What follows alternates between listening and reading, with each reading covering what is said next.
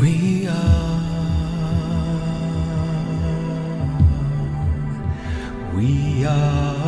one. We are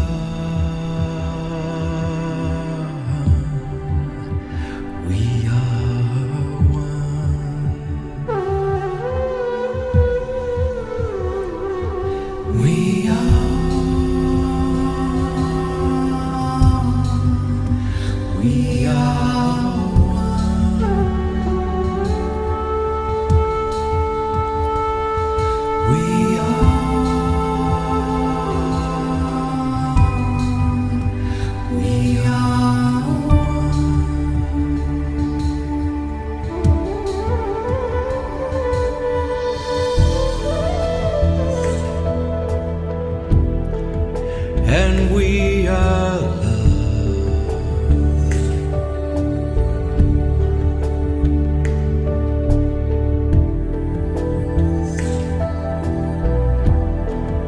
For we are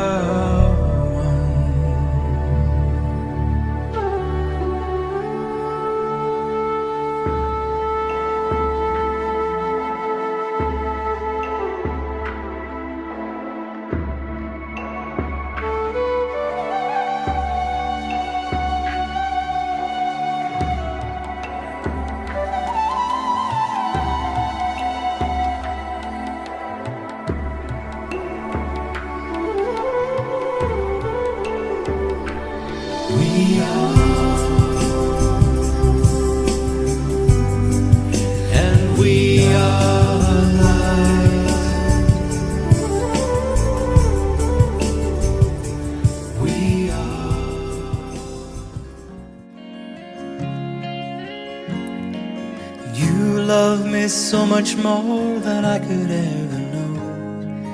Your love is deeper than this world will ever show. And all of life's beauty shines around this moment now. The sky and the cliffs, they seem to change my life somehow. And I will never be the same, will never be the same. Whoa, I will never be the same, never be the same ever again. Well, here I am waiting, Lord, my life is just for you. Please unfold all the plans that you would have me do. And if all the world's just a breath and nothing's here to stay, and all of the love we feel will save us anyway. And I will never be the same, never be the same. Oh, I will never be the same, never be the same ever again.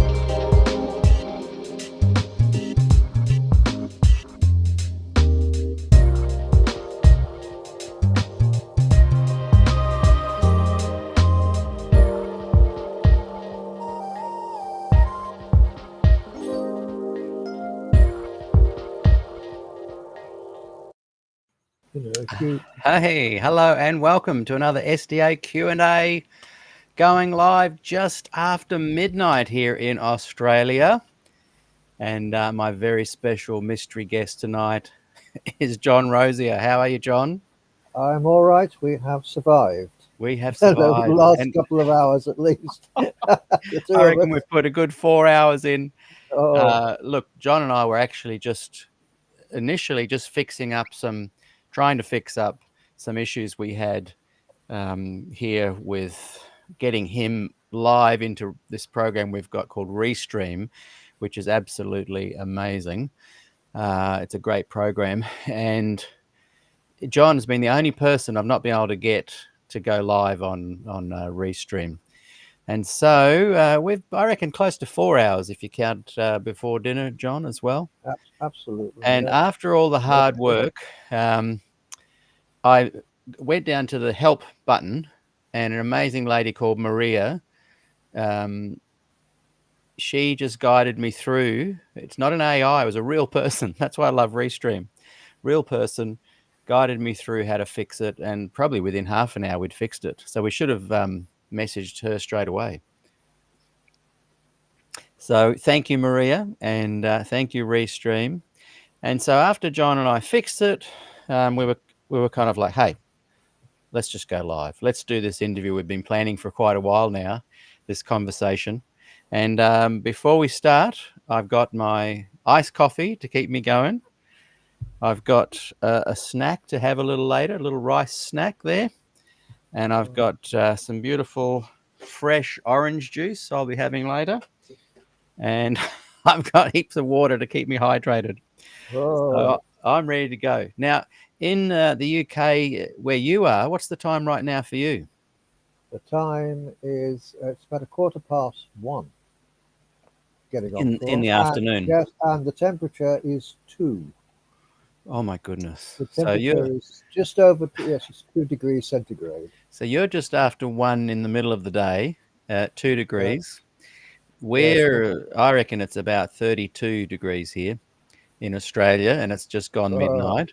And we've got some people watching in Europe there and here in Australia as well, some night owls. And we okay. are possibly still having a problem with the chats. Now, Maria is watching, and I know that if people are watching on YouTube, then they can comment. But people watching on Facebook, I cannot see your comments. So I'm going to try and open up my phone just in case that doesn't work. But I do have the amazing Maria who helped us through getting everything working, and she was able to. Sorry, I'm just doing two things at once here. She was able to say she's going to watch and see if we can fix it mid-flight. At the moment, we've got Dave Wilmoth watching, just what I need. That's great. Pascal Martin watching on YouTube from the UK, so your comments will come up. Gillian's watching as well, John, so that's great. Oh my Um, goodness. Worth waking up for, she said. Wake up, everybody. Okay, I want 1919, 1951, 1957, and 1980. So we're going to go way back, Gillian. We're going to go to 1844, and we'll talk about the significance of that in a moment for Seventh-day Adventists. And then, yeah, hey, maybe if we've got time, you can do a little recap of 1919, 1951, 57, and 1980 Glacier Field. So we'll be here till dawn. Absolutely, you will. And remember, those on Facebook, if you can, go over to YouTube and watch us there because you'll be able to make your comments much easier. I don't think they're coming through. Um, I can bring up on the screen though from YouTube. We've got Patrick Opini watching. How are you going, Oh, Patrick? oh no, Patrick. And where are you watching from, Patrick? And we've got Pascal Martin watching from Cornwall. Are you Oh, far okay. from Cornwall, Oh, John? Because you're in the UK. I'm a good 300 miles from Cornwall. Oh, It's that's just a yeah, little well, I live smack in the day trip. middle of England. You- And that's right. I remember Patrick, of course, you're in Canberra. And we've got M. Brown watching from Tulsa. Now that would be only 3 in the morning or something. And who have we got here? We've got Yes, John What? Hope it's a bit warmer in Cornwall. You know, you know what, John? We should do this more often. We're getting a lot of people watching from the UK live, and normally when we go live, it's 3 or 4 in the morning for you, AM. that's true. That's absolutely Yeah. true. And Carrie is watching in Indiana. It's 8 a.m. Oh, we might get some early birds. Well, you see. Oh, look at this. We've got A1 Alpha Matter. Good morning from California. What time is it there? Oh. Be 5 in the morning. They're 9 hours. Yeah, they're 9 hours behind me. Yeah. And John Ainsworth watching 1884 is also very important. Oh, I thought it was 1888. Did we not list that one? I'm not sure. 1888. It's Yeah. 1888. So I'm trying to watch on the comments here on my phone, and yeah, 1952, she said, instead of 51. But you're exactly right. You're very right there, John. 88 is very important too. Yes. Okay, boy, it's a big topic, and I'm not sure if Maria is able to watch and give me a little bit. I'm just going to write to her now. Any idea if we can get the Facebook chats working? Okay, so I've just written to her. She's watching, and look, it's a big topic, and we've discussed this a lot, you and I, over the years. I've had you on the show 3 or 4 times. We've been talking about it a lot recently, and so I've called it 1844 completely proven wrong. And by the way, Dave Briscoe watching from Florida. I'm glad you love the channel, Dave. That's awesome. So look, for those who maybe don't know anything about 1844, Maria's watching from Restream. She may not have even heard of Adventist before. Give us a little tiny 2-minute what's 1844 to Adventists, and then we're going to go deep. I loved what you said earlier. We're going to go deep into not only William Miller, but where did William Miller rise from? We're going to go way back. Yeah, over to you, John. And by the way, everyone, before we officially start, an hour in, we're going to have a little break so I can go and get another cold coffee drink and keep me awake. And we'll look at some questions then. We probably won't be watching the chat too much in the first stage. Okay, John, the summary, the little nutshell, 1844. And where you go. Well, basically, the church, when it started, and it actually started about 1846, but the whole of that generation had gone through the Millerite movement of believing that in 1843 and 1844 that the second coming would come. And they prepared themselves for that punctiliously, and every time this date failed. And what has happened is, within Adventism, was that they decided that the date must mean something, so they devised 2 or 3 doctrines around it. And in doing that, they actually kept the date firmly in place, even though Miller himself had abandoned it, and even though it had yielded absolutely nothing. And there are those within Adventism that really do believe that, without 1844, Adventism disappears. And when you begin to hear something like this, it comes back to the fact, well, if the whole of Adventism is based on this date and this problem date, and it is a problem date, then what on earth has the church got to offer anybody? And does in fact lead to the point of what's the point of being in an Adventist church? If it's actually rooted on a date which it sees in prophecy that actually you can show is not in prophecy at all.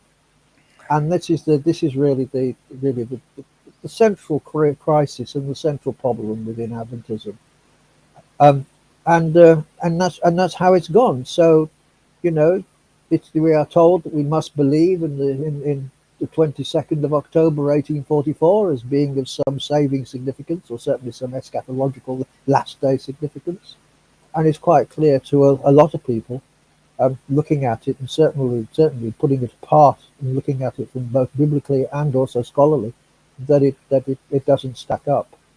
And yet out of this we emerged what I call the troublesome legacy of 1844, which actually led us along a line of thinking and a line of belief, I think, that had actually been more weeds inside the garden than blooms.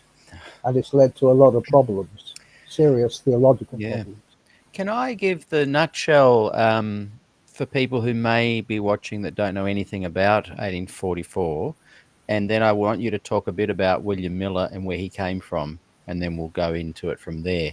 But essentially, for those that aren't sure of 1844, a guy called William Miller, preceding 1844, predicted that Jesus was going to return to the earth October 22. Like you said, he had a few other dates before that, but eventually they settled on 1844. And of course, Jesus didn't come back. And there were thousands and thousands of people that believed William Miller's message. Yeah, There's well, lots of little nuanced paths we could take there, but the nutshell is that he predicted this date that Jesus would return. He didn't. A lot of the people that were following William Miller's prediction and believed it was going to happen were very upset.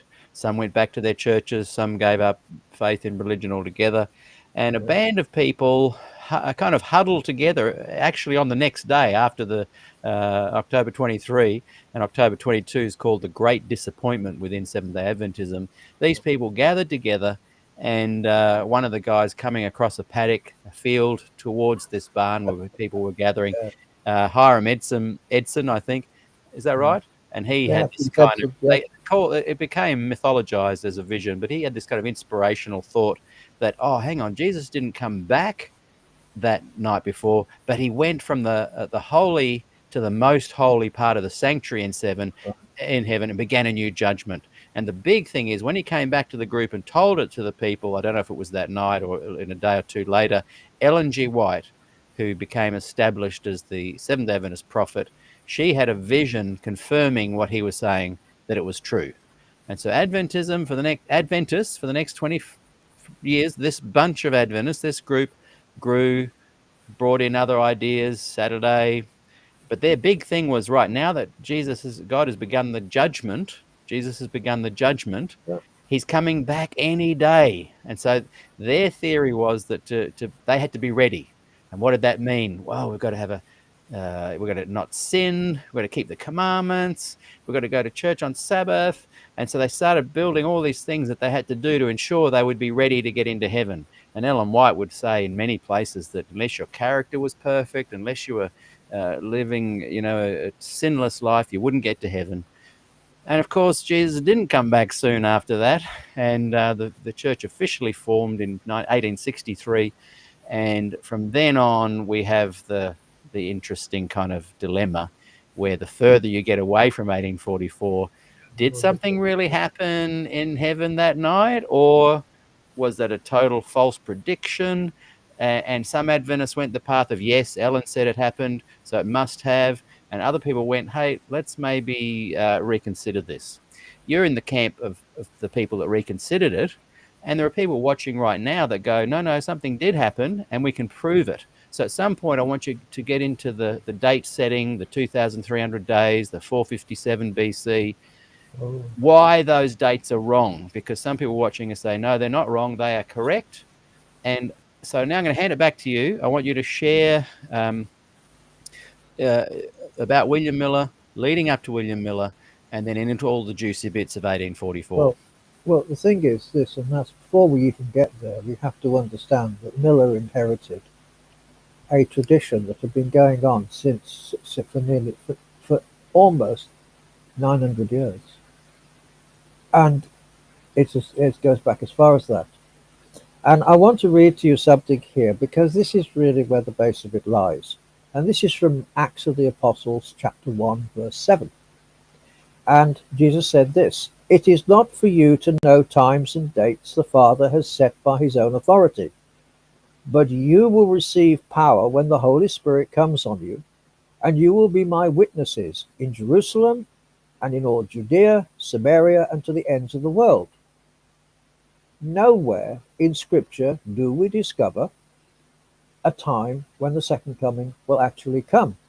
We are told that it will come. We're given a view of the world, what the world will be like when it comes, as in the days of Noah, so shall it be when the Son of Man comes.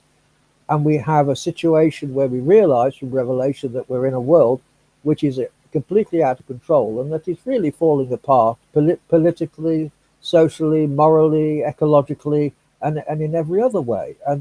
And also that while there's maybe a great deal of religion going on in the world, Jesus used to say, will I find faith? That's faith in him on the world before the end of time. And the answer to that is very little.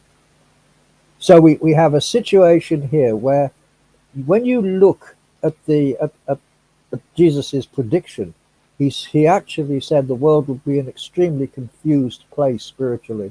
It will be a place where even the elect could be hoodwinked if they were not careful, and they have to keep very close to him in this process. Now, if you actually look at the centuries, I've taught history from classical history right the way through to beyond the rise of the Third Reich. And I can tell you that just about there isn't a single century that is not depressingly the same. Not a single century that's not depressing. It's full of war, misery, disease, people fleeing from armies and all the rest of it. And you think about it, we are in this century, the 21st century, and 23 years, we've had nothing but 23 years of war, 23 years of conflict in this century alone. And this is supposed to be the century where we grew up. In the next millennia, we were going to have peace on earth and all the rest of it. And really, this is where this whole thing falls apart to some degree, because when you actually look at the world, we do not see peace in the world. We do not see people hugging together, and when they do hug together, it's not far before they're all disagreeing with each other and moving up. And that's been the history of the Christian history, certainly of the world since the fall. There's always been conflict there. So Jesus actually is telling us that really and truthfully, it's an utter waste of time, us sitting down and trying to work out something that is not revealed. That is not what the church is supposed to do, and it's a diversion tactic that takes it away from its proper base, which is quite simply its proper mandate, which is to be a witness across the world for Jesus and the gospel. That is the function of the church. That's what it's there for. And it's also an ecclesia. Remember, it uses the word ecclesia inside here, and it is not an institution. The church is a community of saints. It's a called out community of saints, and in that they receive, who have the Spirit, who have a community, both an individual and a communal connection with God, and also have through the Spirit the mind of Christ. So they're able to see what's going on in the world, and they're able to understand why it's going on in the world. So they have, as it were, an understanding of the world around them in a way which nobody else probably has, unless they're well connected to the Godhead, and indeed to the one who under whose blood we stand. So really and truthfully, a whole definition of the church needs to be understood here, as a community of priests and prophets that actually can look across the world and they could see what spiritual warfare is actually going on, and the movement of politics and the movement of armies and all the rest of it. We see it from a completely different perspective than normal historians would or secular people would, and that is very important, really, to start with. But the other thing is this: before we even get to Miller inherited something, and I want to start at this point, because the thing is, I read an article years ago, and it was an article dealing with the it was introducing the series by David Roll. David Roll did a series of programs on Egyptian archaeology and the problems with Egyptian chronology. And since most of our BC dates seem to come out of Egyptian chronology, he concluded that actually none of the BC dates were sound or secure, except those that actually could be linked to an eclipse. And there's one date that we could link it to an eclipse to, and that was the Battle of Corca between the Assyrians and the Mitanni along the river the Orontes, and that was in the 700s. And that we had a very good idea when that was, because there was an eclipse. But the rest of the dates, he pointed out that a lot of them are working on the regnal dates, and we're pushing back into various things. And at the end of the day, when I read through his book, and he did a whole section of the problems with dating, the problems with BC dates, I came to the conclusion that either they were inspired guesses or completely wrong altogether. So most of what we've got in our books actually needn't necessarily be true, but the events are true, but not necessarily the actual date around them, because we have problems with the dates. And the AD dates, it's worse, because in AD dates, they're 6 years out, completely 6 years out. Even when we changed over on the millennium, there was an article in Britain that talked about the fact that everything was out by 6 years, and actually the millennium had taken place in 1994.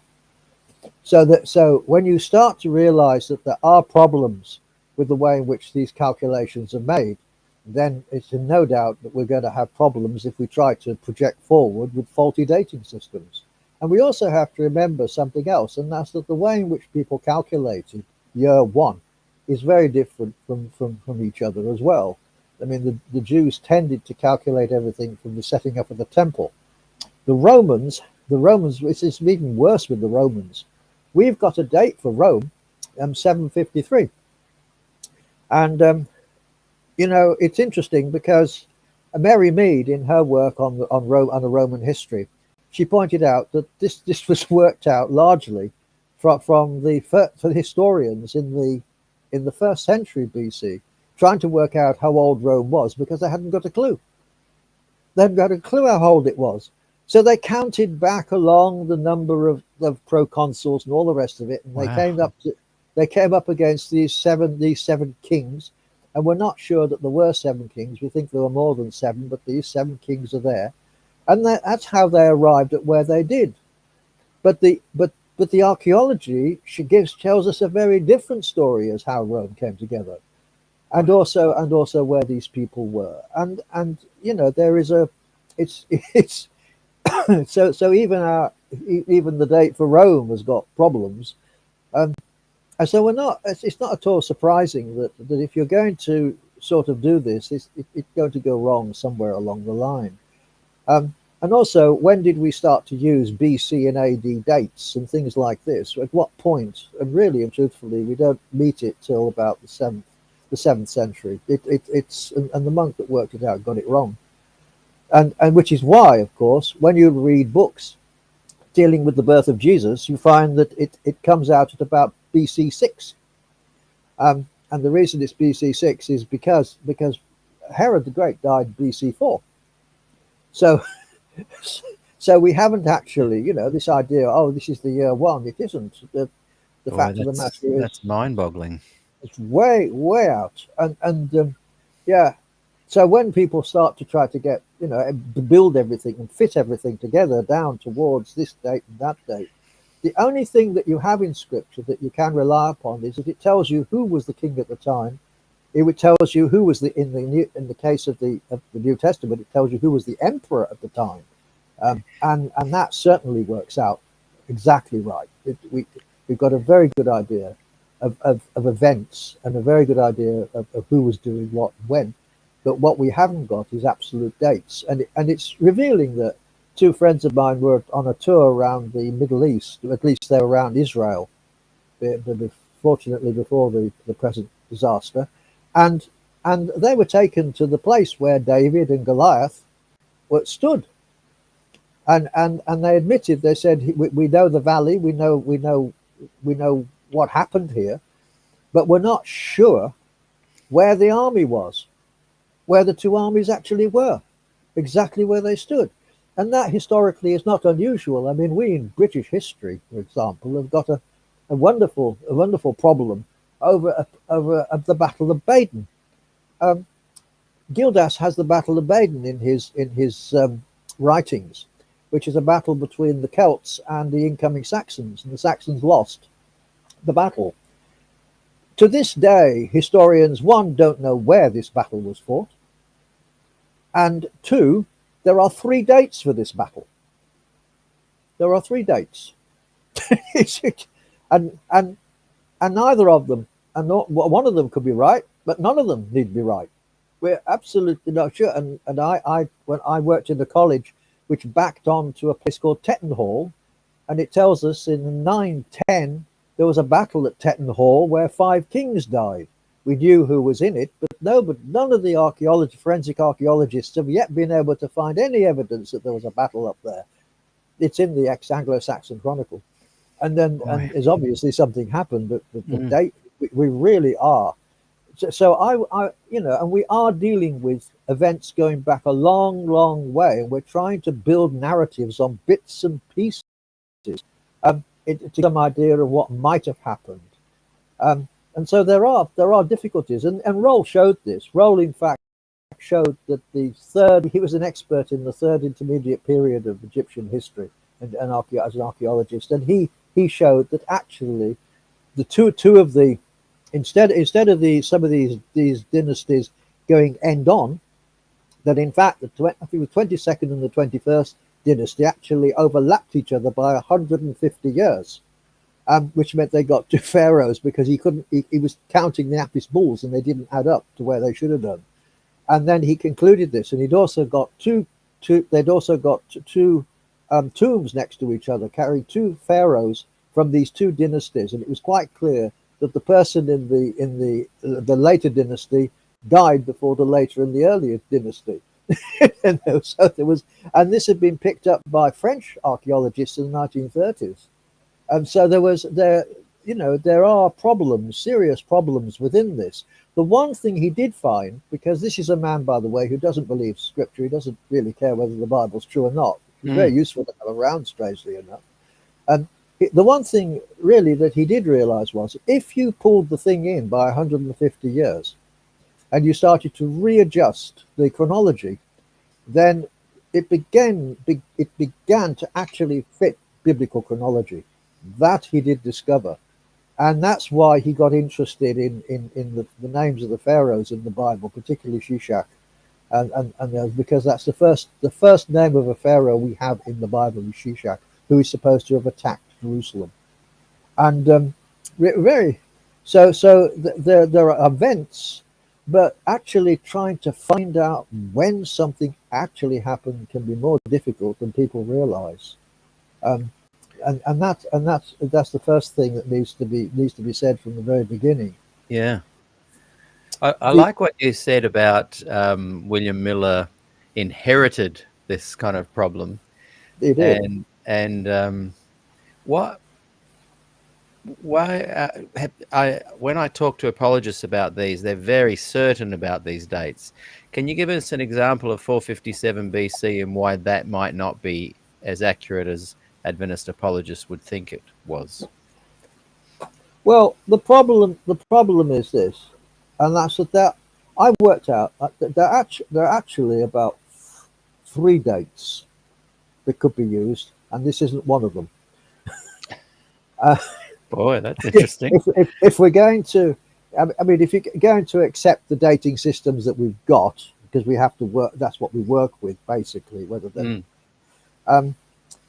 the thing that perhaps is interesting is this: did when you look at commentaries dealing with Ezra, they're pretty convinced that Ezra did not arrive in Jerusalem in 457. I've seen dates as being 429 in some commentaries, and I've seen a date as late as 398 BC for Ezra.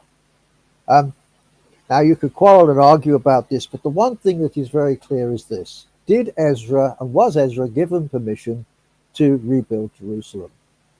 And the answer to that is no.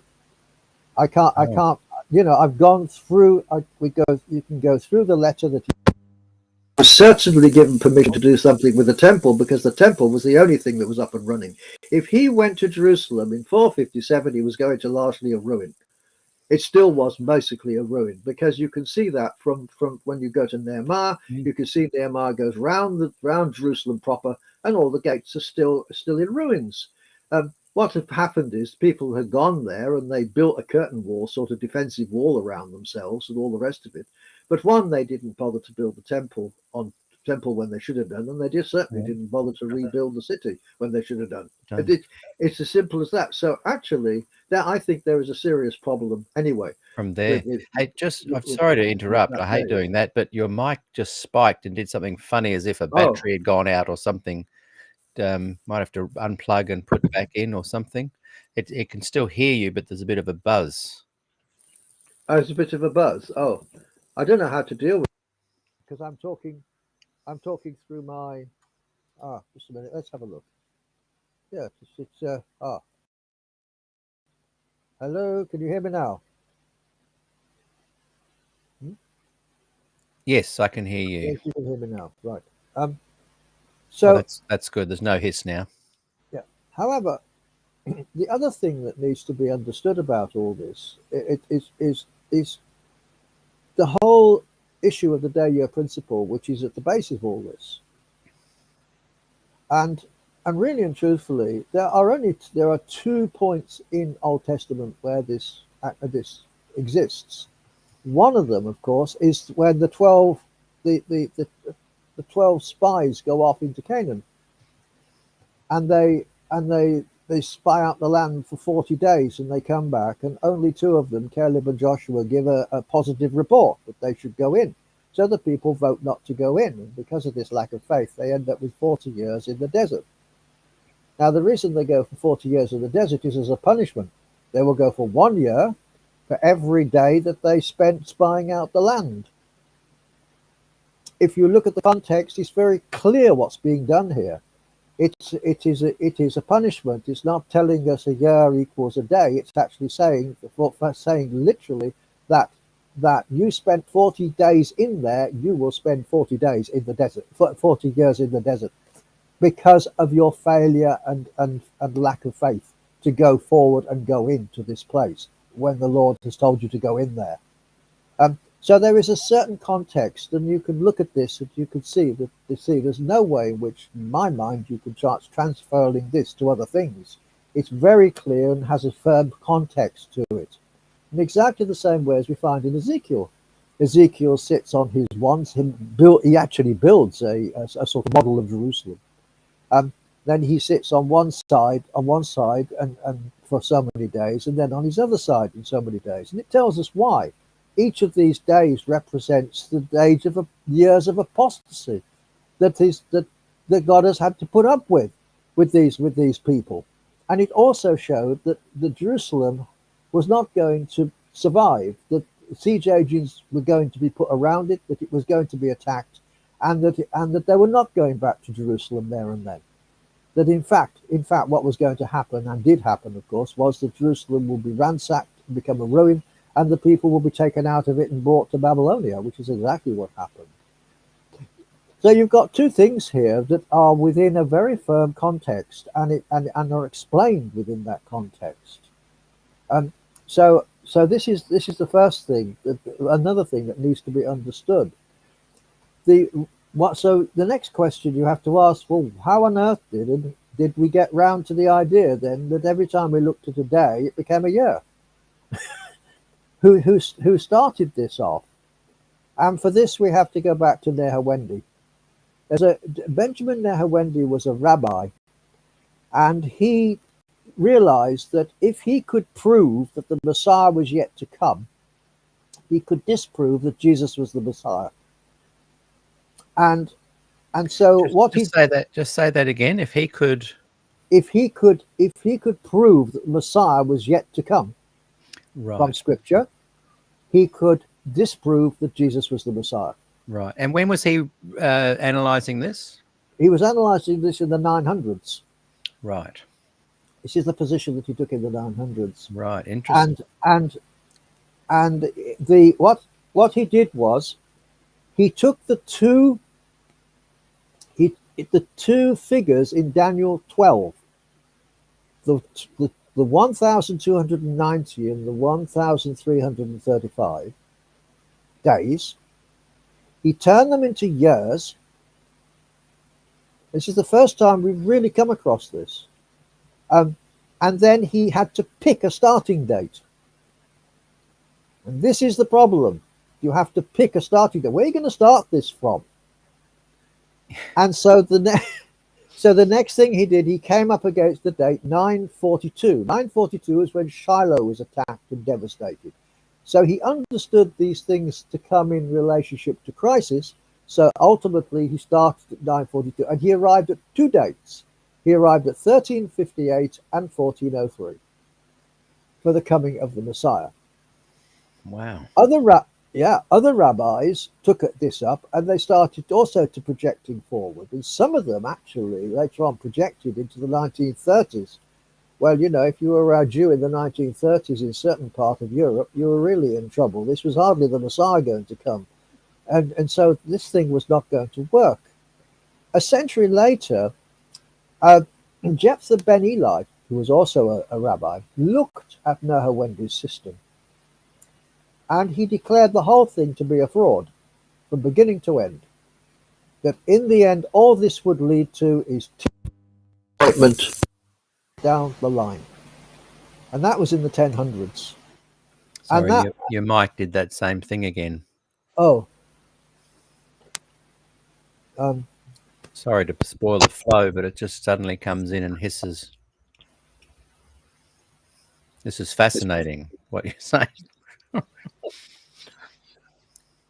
Yes, I wrote an article on it. Mm. The Doomsday. I was talking about the Millennium Blues, because I was looking at the Doomsday Councils, and also at the fact that the Christians had begun to believe that actually a millennium of Christianity and then the end would come. Hey, And just back to the mic for a second. What would happen if you take that headset, unplug that, and just use the mic that's on the computer? Yeah, you mean my you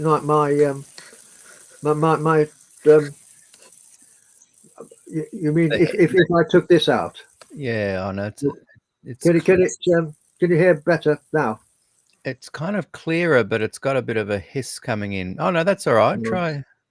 Well, it's when you talk. It must be one of those that picks up. It goes quiet when you're not talking, and then when you talk, you can hear the hiss. Yeah.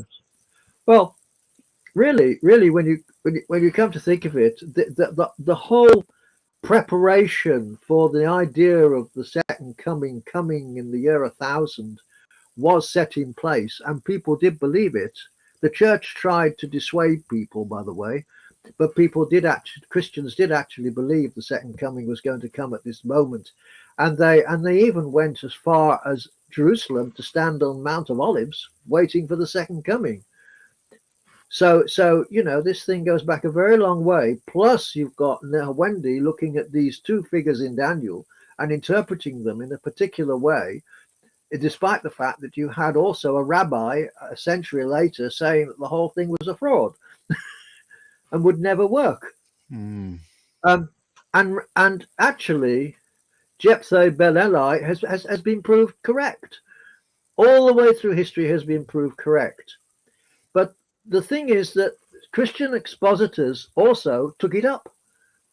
And so we've got a whole series of dates. I know that Froome, when he was doing Prophetic Faith of Our Fathers, at the time when he did it, found over 300 dates for the end of the world.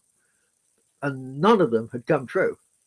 Now I'm going to give you some of them, because I've got it in a very interesting book called Sex, Dissonance and Damnation, which is a book dealing with minority groups in the Middle Ages. And in the introductory essay,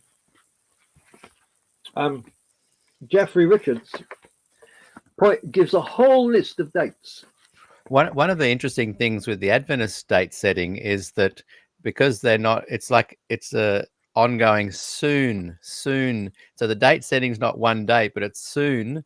And so, you know, the other ones that had a date and it didn't happen, you can look, they just fall back into history. But Adventism, you can't say, well, it didn't happen because it's ongoing. And that makes it even more trouble to kind of come to terms with it. Yeah, well, I mean, I am coming soon. Soon inside the New Testament, for us, it's tomorrow, because we have short lives. But we forget that God lives outside of time, and God has eternity to play with. Well, There's that's no the answer that apologists give as well. But I feel like they're kind of wanting to have their cake and eat it. They can't, on the one hand, say soon and really mean it, like the sense that the church is teaching that Jesus is going to come soon. We're in the last days, and this is a remnant church that has, the all the signs that lead to this happening. And then go, oh, but in God's meaning, it could be any time. It could be tomorrow. Do you know what I mean? They kind of flip flop from giving us big warnings that it's any day, it's going to happen any day, to, oh, but hey, if it doesn't happen, it's in God's time. It's just tomorrow. It's in our life, What do you think about that kind of flip-flopping? It annoys me because you can't pin them down on it. Well, you see, when Jesus said that the second coming would come like a thief in the night, and a thief never announces when he's going to come. Mm. So you've got this idea of suddenly things crashing into us. But I've always believed, looking at the way Jesus said what he said, was that the world itself, if it becomes like the world of Noah, as it shall be before the Son of Man comes, when the world of Noah, it's a situation being predicted of total denial of the gospel, total rejection of Jesus. On the whole, and total rejection. Now, we haven't reached this point yet. The Christian message is still going out, even though it's having problems in certain parts of the world. The Christian message is still going out. We haven't yet reached a point of complete and absolute catastrophe as it's laid down. Well, I can see why. I can see Jesus when he's saying soon. That all makes sense to me. But if Noah had been saying, hey, it's soon, and 100 years went by, it's going to be soon, at what point, because the Adventists are kind of saying a similar thing. They're not saying soon that in the same way that Jesus is saying soon. They're saying soon in the same way that Noah is saying soon.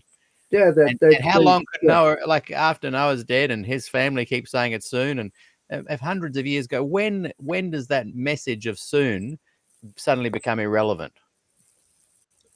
Well, like it's never irrelevant. It's never irrelevant in God's time, but it becomes a problem for us, I think, and that's why Peter said what he said. Peter, remember, he actually said that God is not slow. 1,000 years is like a day in his sight, and that's what Peter actually says. Because the same problem, he faced the same problem. Where's the second coming? Where's this thing? Because the church at the time really did believe that they went with the gospel and the end would come. They didn't have. I'm not sure that they saw 2,000 years ahead at all. They believed this thing was wrapped up because they were living in the last days. The last days have been going since Golgotha. And so our whole understanding of last days, every generation of the remnant of Christ lives as if it is on the edge of the eschaton. And that's how it's put down. At some point, this thing will happen in the same way at some point the incarnation happened, at some point other things happened. But it's within a framework of the wisdom of God. And that's something that we have to realize, that as long as at the end of the day you're in the first resurrection, I'm not terribly worried about the time scale. But if something is as important, so to me, I view the Noah flood warning on the same par as Adventism 1844 warning coming soon. If the event doesn't occur, it's a different kind of apologetics to defense than the Jesus, Peter time frame, them misunderstanding him in God's time. I can, if from a Christian perspective, understanding Christ's soon teaching I can understand it in a big sense of whenever it's ready. But in the context of, hey, something special happened October 2020, 44, warning world, we're the remnant, we're Noah. You better quickly come inside the church so you can be saved from the flood of the end times. And then, like, how many years did Noah talk about it before it came? 120 years. So if that had gone for 1,000 years, would you still be saying that it was a relevant message? It was certainly relevant to the antediluvians because he's built an ark. Yeah, but if it hadn't come, and at one time he would go into that ark. It's actually seen as an eschatological sort of micro model. But only because it did rain and there was a flood. And because there was judgment, and the earth would not be flooded again like this, but it would certainly be burnt up. Yeah, something did happen. Something did happen, though. I think that the main problem I think that we have is that we don't exactly have the mind of God. That's the problem, and we also we are born, and we all hope this thing will come to an end before we reach the grave. And there are lots of people who believe that, and they're still in the grave. And so the whole thing with the disappointment business in 1844 was the fact that people really seriously looked forward to this, and it had grown. This business had sort of developed from the millennialism of the 18th century into the 19th century. They're all part of this because Bishop Wilson believed that the end of time would come in 1847. There was this lady we had here in Annie Southcott. She was in Derbyshire. She built a remnant church, which was a church of women because the church was seen as the bride of Christ. So there were no men allowed in it, and this was the final church. So we are looking. When you look at the 1820s, 1830s, and 1840s, you are seeing this happening. There was definitely a sense of expectation. And it's partly also to do with the way in which the world was going at the time. And then you've got these two beliefs, for example, that that you had 1,000 years of peace and then the end would come, the millennium would come. Over against Miller and those who had a different way, whereby no, the world will go on exactly as it is now, and the millennium will not come until Jesus comes. And these two clashed with each other in this respect.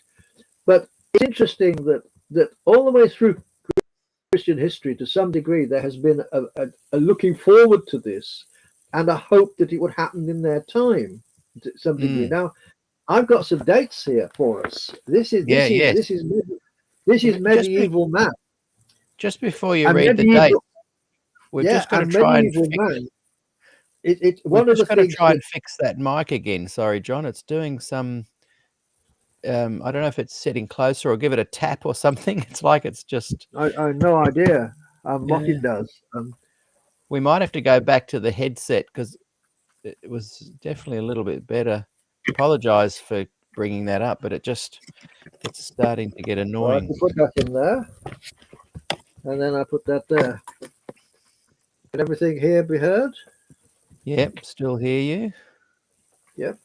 Well, and does that then turn off the other mic, does it, when that kicks in? No, the other mic isn't in. This is my headphones. I use headphones because I can hear sensibly. You can hear better, I see. Yeah, I can hear better. Now, one of the things that's interesting is this. So we're just going to try and fix it because it's just really starting to get bad. Do you have a microphone you can plug in? I do, but I'm not.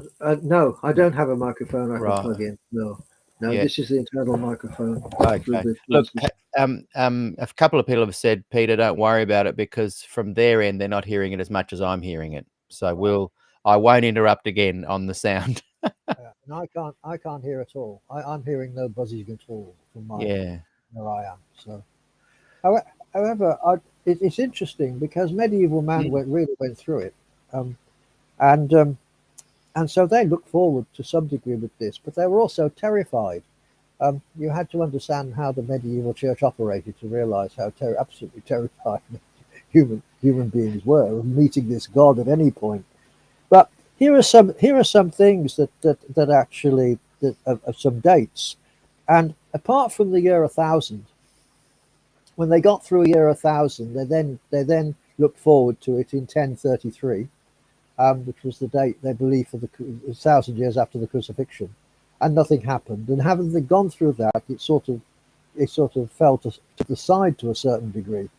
But somebody worked out eventually that the world would end in 1186, then 1129, then 1229, then 1260. Now this was Joachim of Fleury worked out 1260. He died in 1203, so we never heard it. But people did take this very seriously. Christopher Frayling, in his study called Medieval Landscape, said how much this date actually really worried people, that this was going to be the end of time, was 1260. And in 1259, of course, there was a massive famine, and people were dying of starvation all over the place. And famine, plague, disease, war was something which was quite endemic to medieval man. So when he looked in Revelation and saw all these things, and he looked at his world, he really believed he was on the edge of time, because it was all happening to him and around him. So they looked forward. Well, when they got to 1260, nothing happened, of course. The other thing they believed at this particular time was that the devil, this is something else which is really fun, that the devil would impregnate a maiden at some point, produce a false Christ that would take over the church. And this led to a lot of speculation about what was going on in the papacy. You've got to go a few other things of who's taken over this church. So there are a lot of sort of problems, and they were all moving towards some catastrophe of some sort, which would eventually bring in the day of judgment and this.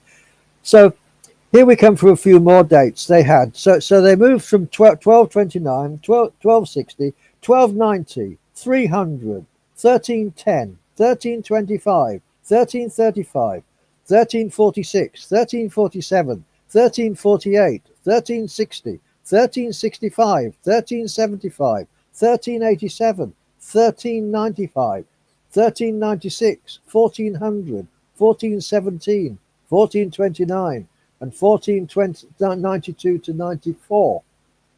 These were all dates. So when you think, well, did the Protestants do any better? No, they didn't. They started doing it themselves. I mean, it was Bishop Latimer who was preaching a sermon in front of Edward VI, and he said the whore of Babylon has now been revealed. That's the Catholic Church, of course. And he said, and the end of time will come in 1588. Wow. Well, the only thing that came here in 1588 was the Spanish Armada.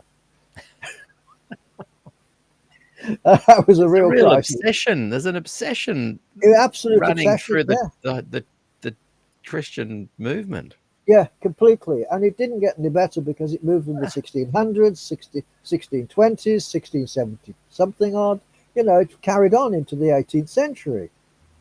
So by the time you get poor Miller at the end of this, he is at the end of a system. And also someone like Sir Isaac Newton, for example, believed that he could turn the whole Bible into a mathematical unit. And he also indulged in this sort of speculation as well, that if you could add up certain dates, put them all together, they were bound to eventually produce this and this and this.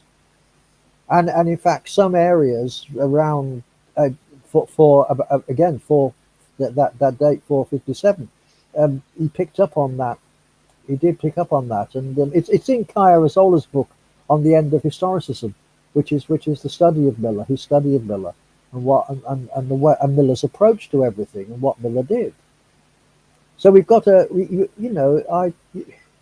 a way, if you were living at that time with all this expectation around you, and a time when people were looking at the millennium and it was all coming back again, the idea of the second coming was starting to take off again, as it hadn't done for most of the 18th century. What do we do? How do we work it out? When's he coming? And so we're back to this again, and the result is dates. And it wasn't just 1844, 43, 44. There was the the Adventist community also believed in 1851. It was an absolute catastrophe. I mean, it was the 7-year movement, That's which was thought up. And Ellen right. White threw her full weight behind the Yes. 1851. She was never published again for 5 years. Yeah. But Yeah. her husband put a stop to it all because she'd be completely. I mean, It was if like ever enough. yeah, if ever there was anybody who'd been blown, it was this. You just Yeah. hope nobody would notice. Can I And ask a question before I forget? All these, the obsession with setting dates, what I've noticed in my very limited study of this, and when compared to your enormous revelations are mind blowing. But when people set dates, my understanding is that they'll go, oh, it didn't happen, and they'll set another date yeah, or they give up. But do any of these obsessive compulsive date setting Christians, when a date doesn't come, do they hang on to the date being correct but the interpretation was wrong? they Or usually are just move Adventists on. the only ones that are pretty unique to doing that? I, to my knowledge, I think the Adventists were the only unique ones in this. I See, mean, there that's were. interesting. What do you make of that? When it came round to Miller met at Albany in what was it, 1847, and admitted that he got it wrong. Yeah. Um, Amazingly enough, Millerism itself carried on. It did carry on because they did believe that at some point this thing was going to come. You could read Millerite literature as late as 1940. Wow. But I've seen, yeah, eventually it died out. died out. The Adventists don't In seem to be dying out. 1940, yeah, I saw, you know, yeah, um, I was actually at a lecture given at Charney Manor, and the Amersham group used to have a retreat at Charney Manor, and we had one of them come down and talk to us about this. And he'd done his PhD on this area, you know, and he was showing us stuff about 1940. You know, alarm! The Lord is coming. Get ready, and this is the sort of literature that they were delivering in 19. Mind you, if they'd been living in this country in 1940, they'd have probably were in the middle of a war. But the thing is, the interesting thing is, and that's that it lingered on. This stuff does, Yeah. and it still does. They eventually die out, or they have a limited influence. Yes. Adventism's the opposite. It's not. It's lingering on, even though the date isn't happening. That's what I was trying to tease out before with the Noah example. Like, Noah sets a time period, but doesn't know exactly when. But, you know, if you believe the Bible story, then it did happen. But Adventists like to say, as in the days of Noah, but there's no culmination of it. So I'm trying to tease out this idea: if Noah had not had a successful, you know, the event occurred and everyone died and was drowned, there would have to have come a time where people diminish the value of what he was saying, the relevance of what he was saying. But Adventism, and like you said earlier, seems to be the only date-setting bunch that continue on and are growing. Yeah, well, one of the reasons is because that they developed a theology around 1844. That's why. That's incredible, beyond the second coming. Yeah, it's the perfect storm. So what do we have in 1844? Well, in 1844, if it was the wrong date for the second coming, we've got to a point now where we understand that something happened in heaven. So this is where you get your investigative judgment from eventually. This is where you get the whole sanctuary teaching. It all centers on this date. So the date shifts away from the second coming and shifts more towards divine judgment going on, or an activity going on in heaven of a particular type. And that's what people in the end believed in, and that's what Adventists to this day are asked to believe in. I mean, you can see it. I mean, it exists in the Articles of Faith, in the 28 Articles. It's thrusted upon us. I mean, you've got What do you think? So it's moved away. It's moved. Yeah. It survived in part because it has moved away from Uh, from that yeah. original concept I'll to being bring up able to go. I'll bring up something Matthew Lucio just wrote, and he's the founder of the Adventist History podcast, which is amazing. I'm not sure if you've stumbled across it or not, but I highly recommend it. Um, he was saying something similar to what you were just saying there. I think Adventism lingers because it no longer needs the date. Leaders will Yeah. still honour it and defend it, but Adventism doesn't need 1844 to carry on and grow. No, but the trouble is, you try questioning it. That's the thing. Yeah, it doesn't need You it, know, I but mean, it's if it still doesn't, there. no, I don't think it needs it. I think it can abandon it completely and say, yeah, Yes. you know, this was part of the Millerite movement. Adventism came out of the Millerite movement. The fact is, and that 4 churches came out of Miller. People forget this. Yeah. There were 3 churches that came out that were First-day Adventist churches, and they were much larger. They were much larger than the group, the Sabbatarian group, which was so small people didn't think it would survive. No. And the only reason it survived was basically because it had people in there that were determined to try to do something, and also did something that some of these other churches didn't do. It organized. The genius of Adventism, if you like, was that it became an organized community. Yeah. And It's like in it's like the a way big that pyramid others, scheme. It's like a big pyramid marketing scheme. which others didn't. It actually ended up with a structure which was a pyramid structure. It ended up taking on a classical structure. That's what it did. It still has a classical. Why do you And that, think that your idea of it, if they did away with 1844, it would still be relevant and be a meaningful movement? Why do you think other people haven't grasped that idea as much as you have? well, it's because I actually believe that until we get rid of the doctrines that sit around it and start to recalibrate them back to where they should have been in the first place, that's the only way the church can actually go, because it can't stay where it is if it doesn't believe in 1844. The things around 1844 never happened. Then ultimately it has to ask the question, well, what are we here for? And the one thing that really for me is interesting about the Adventist Church is that it did have an opportunity to be able to go back and ask the question, what is the faith that was given to the Gentiles? And that's the question that came out of the Reformation. What is it that the Gentiles were taught?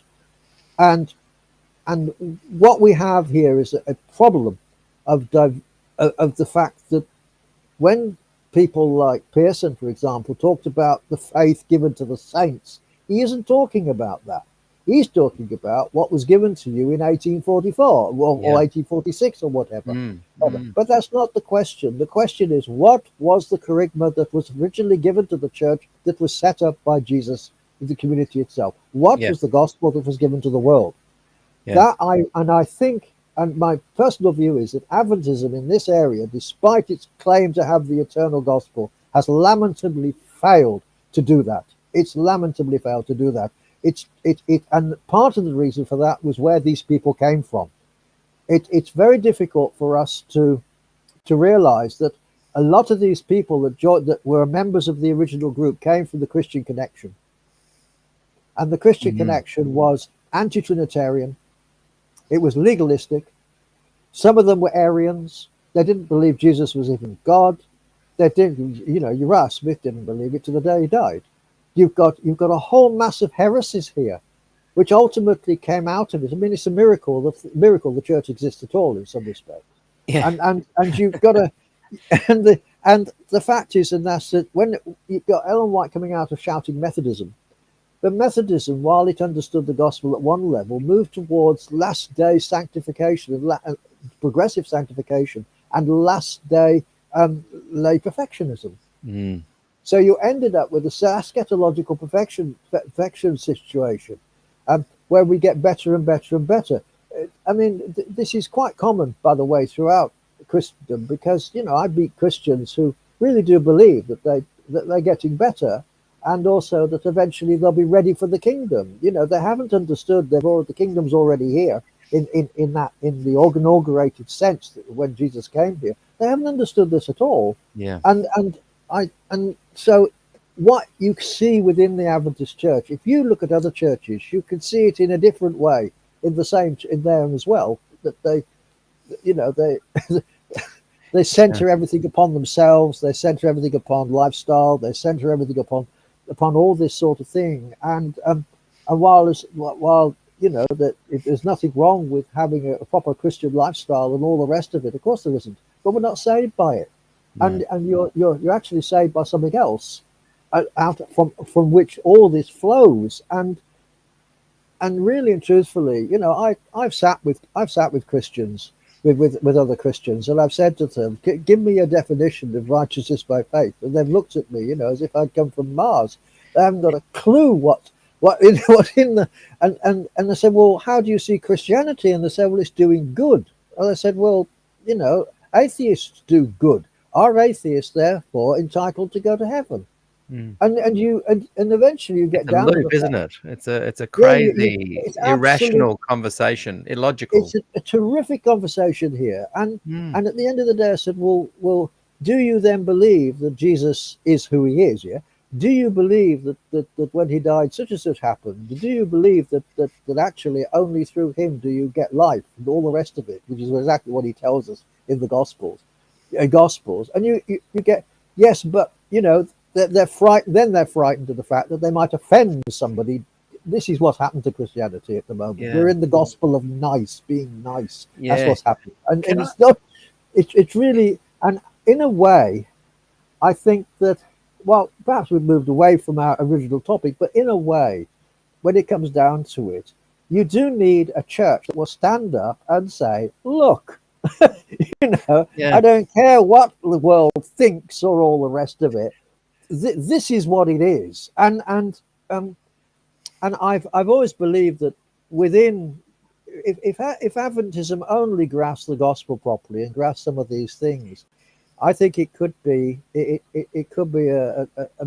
beacon of light to the world, if only it changed its position on these things. Yeah. Can I make an observation? And I want to point people to a link that you and your cousin, you've set up a website. What's it called again? Oh, it's so. I'll check. I've got it written down. I'll check in a minute. Yeah. But you wrote a long time ago, I think, and I've read it because you sent it to me. What Adventism could have been, or something. I can't remember the exact title. Yes. And it's brilliant. And when I observe your, when I look at that website, when I read the things you've written, it's like you've grasped this concept of Christianity that is very deep and meaningful, and I think would work. And when I read your what Adventism could have been, I almost lamented that it wasn't, that it hadn't taken that path. So that's an observation that I make about you, and I think it's quite unique. And I encourage viewers to try and get in touch with John. Is that article on that website somewhere? Yes, it's at the end of the troublesome legacy of 1844. And I'm just going to bring up if people go. I've got some of it up here. If people go to this website, I'm just bringing it up. This is not your website, but if they go to adventistgospelnetwork.wordpress.com, they'll come across your website that you've built with your cousin.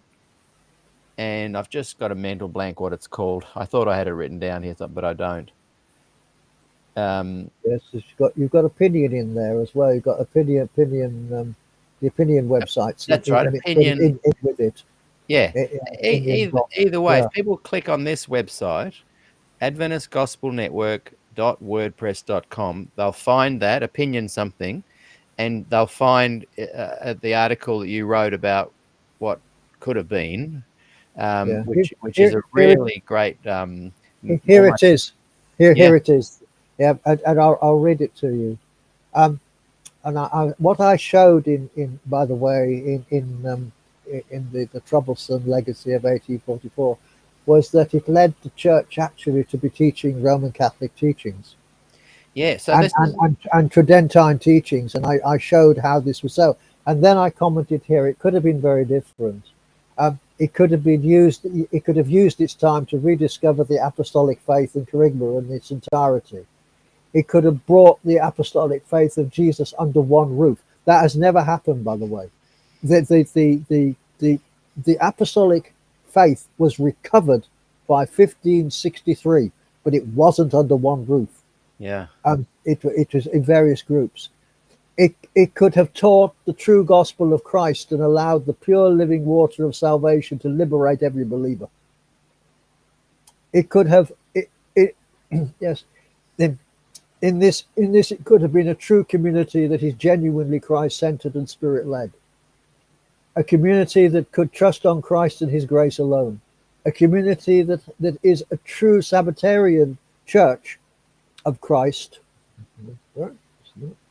experiencing the love of God, the power of God, and rejoicing in and celebrating in the finished atonement of salvation, while living having a sabbatical relationship with the true Lord of the Sabbath.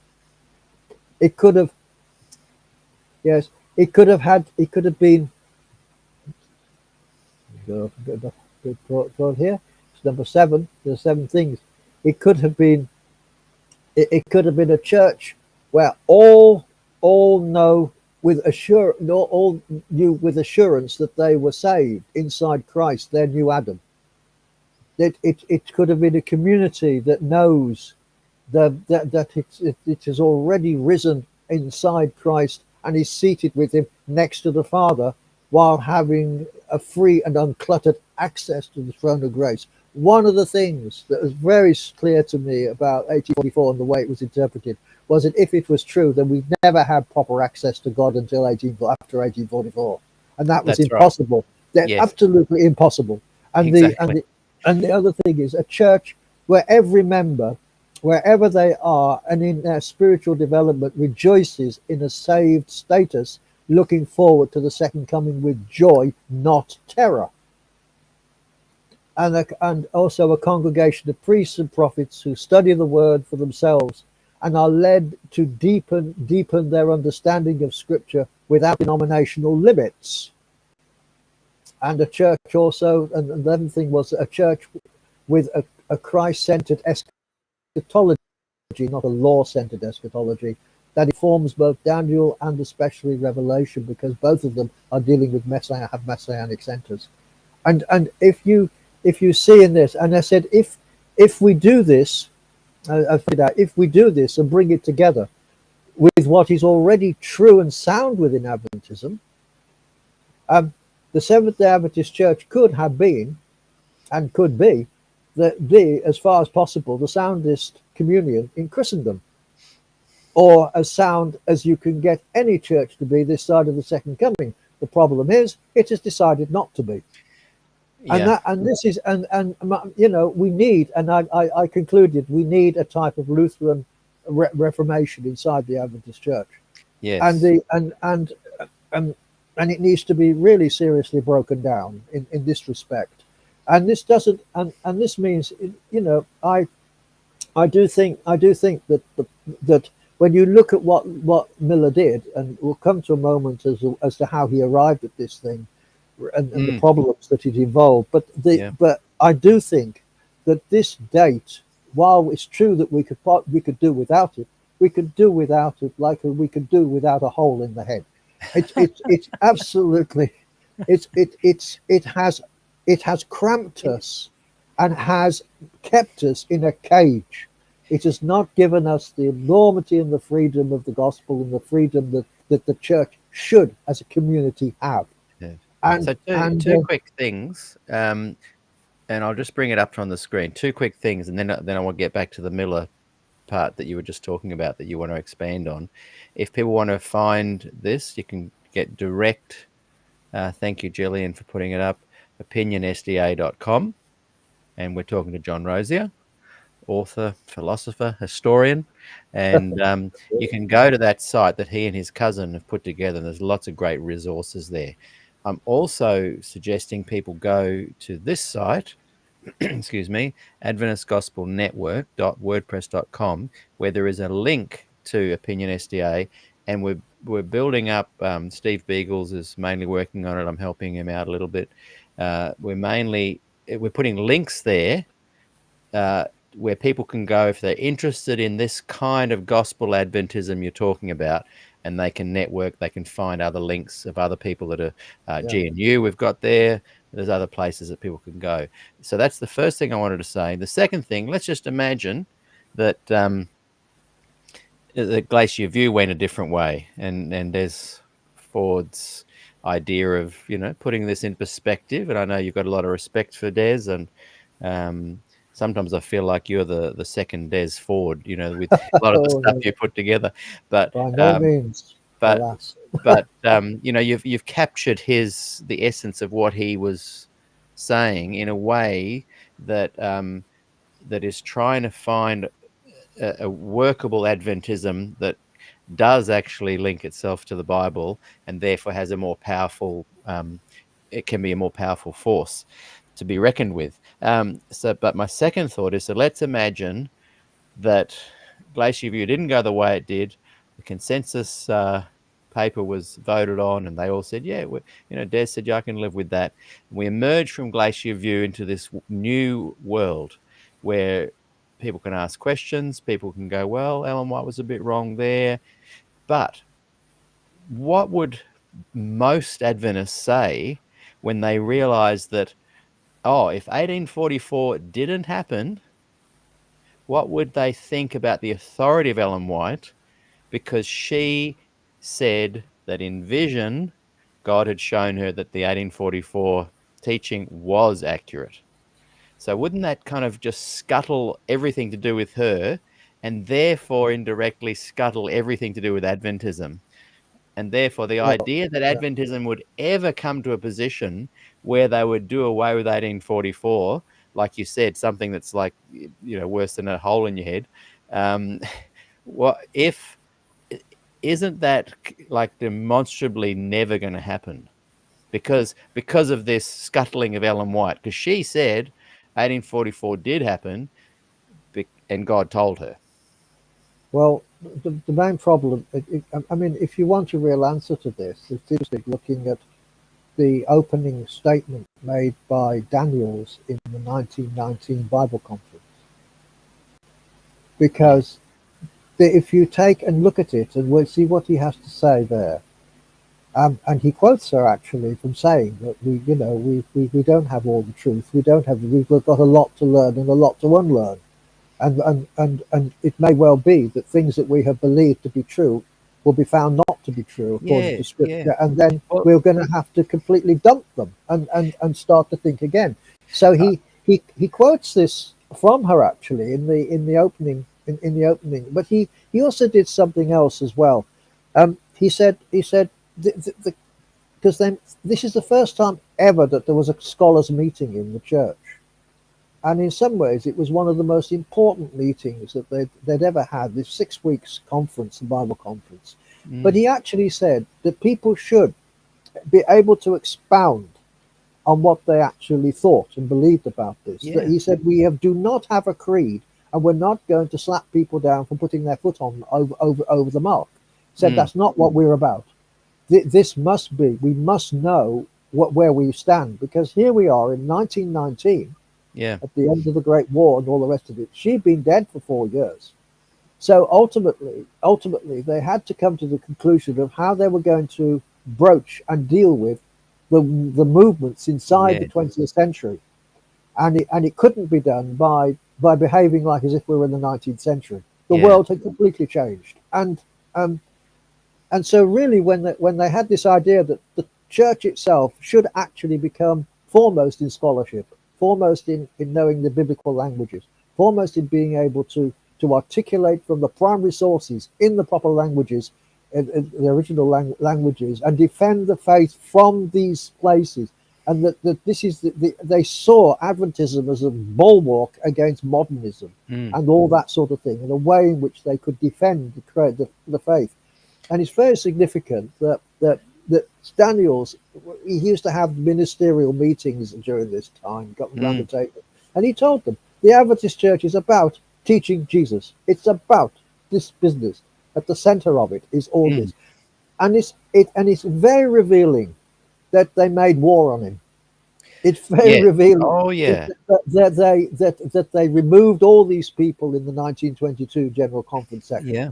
It's revealing that they attacked it vigorously, because this wasn't the Adventism that most of them had held to. There was something seriously wrong. And they also said something else that I think was very important, and that was about Ellen White, because they knew her. We don't know her. They knew her. And they said quite clearly she was not an authority in Scripture. She was not an authority in history. She was not an authority in health. She was not an authority in these things at all. That ultimately, that when you begin to understand this, and they all knew about her plagiarizing activities. They all knew about what she was doing. They probably knew who wrote what in those days. And what has happened is, and that's that we've had a complete, as it were, retrenchment, like the Council of Trent was, a complete retrenchment of instead of having an Adventism that moved forward as a serious biblical community in that respect, we ended up with a situation where we became nothing more than an Ellen White incarcerated cult, and that's what has happened to us. And I had to listen to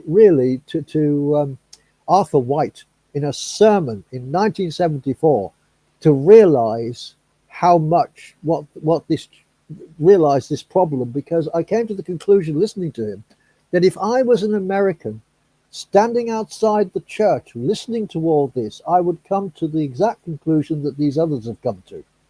And when you get to a point where she's at the center of Adventism, without her, Adventism doesn't exist. Never mind about 1844. Adventism doesn't exist without her. She's the latter-day Moses taking us to and all this sort of stuff. I began to realize that this is ridiculous. Here we were in an institution with the senior theological student sitting there listening to this, because it was at Newbold that he preached this, and we had been studying the epistles of Paul. We've been studying New Testament theology. We've been studying Old Testament theology. We've been deep in the midst of a biblical understanding of our faith and where it was coming from. And then we've got this gink arrives on the scene. And he starts telling us that the whole thing rests on his grandmother. Well, no, it doesn't. It rests on an empty tomb. It's really struck me that if this was the state of American Adventism generally, we got a problem.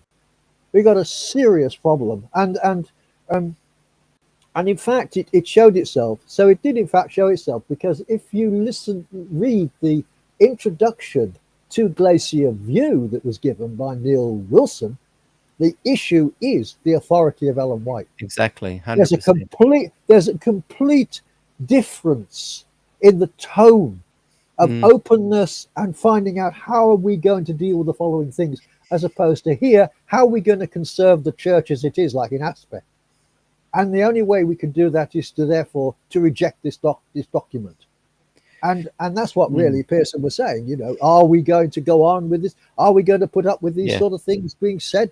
When are we going to abandon the truths that we have been given? Come on. If you've got in front of you a passage of Scripture, would you say as a church you are a sola scriptura community? And here you are actually countering this on the grounds of what's written in Ellen White. Then you have not got a sola scriptura community. You have got two authorities clashing with each other, and that can't be so. And I really don't. Exactly. I really don't believe that had she been around at the time, I'm absolutely convinced that this would have been quite different. She'd have realized where the problem really lay, and it really lies with her.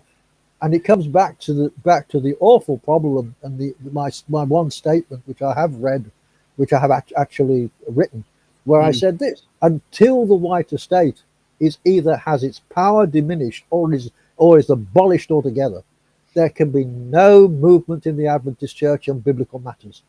And it's in exactly the same way as until the Catholic Church was broken down, there could be no movement at all on refinding the apostolic faith. And it's exactly the same syndrome that we're in at the moment. And I really, it's really very difficult, and it goes all the way back to the way in which this group interpreted what Miller did, and how that has sprung like a weed through the whole of the garden, and the Yeah. blooms of truth that are inside Adventism have been completely informed by But the weeds that it's are like running. the weeds have taken over so Yes, much the that weeds. Yeah, that yeah, that they are the church. See, what would concern me, and let's say 1919 didn't get hidden until the mid-70s, and they went with the Daniels Prescott kind of way of being more right. open and said, "Hey, look, Ellen was wrong with this." There's a moment like I see all the theory of Ellen said go to the Bible, and all of this kind of theory of Yeah. um, how Ellen would have been able to put this stuff aside and go to the Bible, but how do you justify her claims that she saw it from God? She or Prescott or Daniels or anyone post 1919 would have to say, well, did she misinterpret it? Did she lie? She just got it wrong. That too many people were convinced to become Adventists because they saw her as a prophet. So you can't, you can say, well, let's go to the Bible and let's put Ellen White aside and don't say I said this and she says that or whatever. Go to the Bible. You can say all that because she said certain gems that are scattered around there to kind of give you a bit of an out. But the reality is, if it wasn't for her visions and people believing in them, the church would not have grown like it did. So you come to post her living and she dies, and of course, if you then say she was wrong with her visions, that's going to shatter 90% of the members. It might not Well, shatter the scholars. It might not shatter the administrators who have an understanding of how, the politics work in some ways. Oh, no, they don't know, but no, academics they say. know. They know. But surely that would remove any hope of Adventism ever doing what you suggest should happen, The because of only her visions from God, confirming everything that. Yeah, well, she's supposed to have had 2,000 visions, and we've hardly seen any of them. Yeah, we're not. They've sat on them. They've sat on a lot of information has been sat on. The only reason why certain things have got out is because somebody surreptitiously shoved them on the internet and Mm, things like this. That's otherwise we wouldn't know. Um, the fact is, and that's the only visions that be basically about is what's written in early writings, yeah, they are, and I mean they're really off the wall, and they, I yeah. mean They're really, just like and panoramic scenes, absolutely, and they and then don't. later on she kind of defined them. Yeah, and also there were things she said she claimed to apparently have at one time, and 40 years later she said she never did. So what do you Yeah, do here? And you've got a you have got a serious. I think we've got a serious problem with Ellen, yeah, eh, and it's and also that you can test the prophet, you can test the prophet because in a way, did anything if she said this, did it come true? yeah. Um, and it was quite clear that people like Lucinda Burdick, for example, Mm, and also Miles Grant. Now they heard her in the early days in the late 1840s and early 50s, and she was making predictions about what would happen, and nothing happened. yeah. And in And the the end, test they of the were prophets is just get one wrong. yeah, and so ultimately they realised that nothing was coming to her from God, and that's why they withdrew themselves from all this. And you have got what has happened is, and that is to do with the fact that we have been to some degree brainwashed in a certain direction. and you can, and it's sad to say this, but that's what has happened. So you end up in a situation where instead of being able to actually do what she said, because she mixed these things, and she also believed that we should be looking at truth, and she said that when a church decides for you what's true, you get to a point where people are not encouraged to read the Bible anymore. Yeah. They're not encouraged to study things anymore for themselves. They're not, and so she got.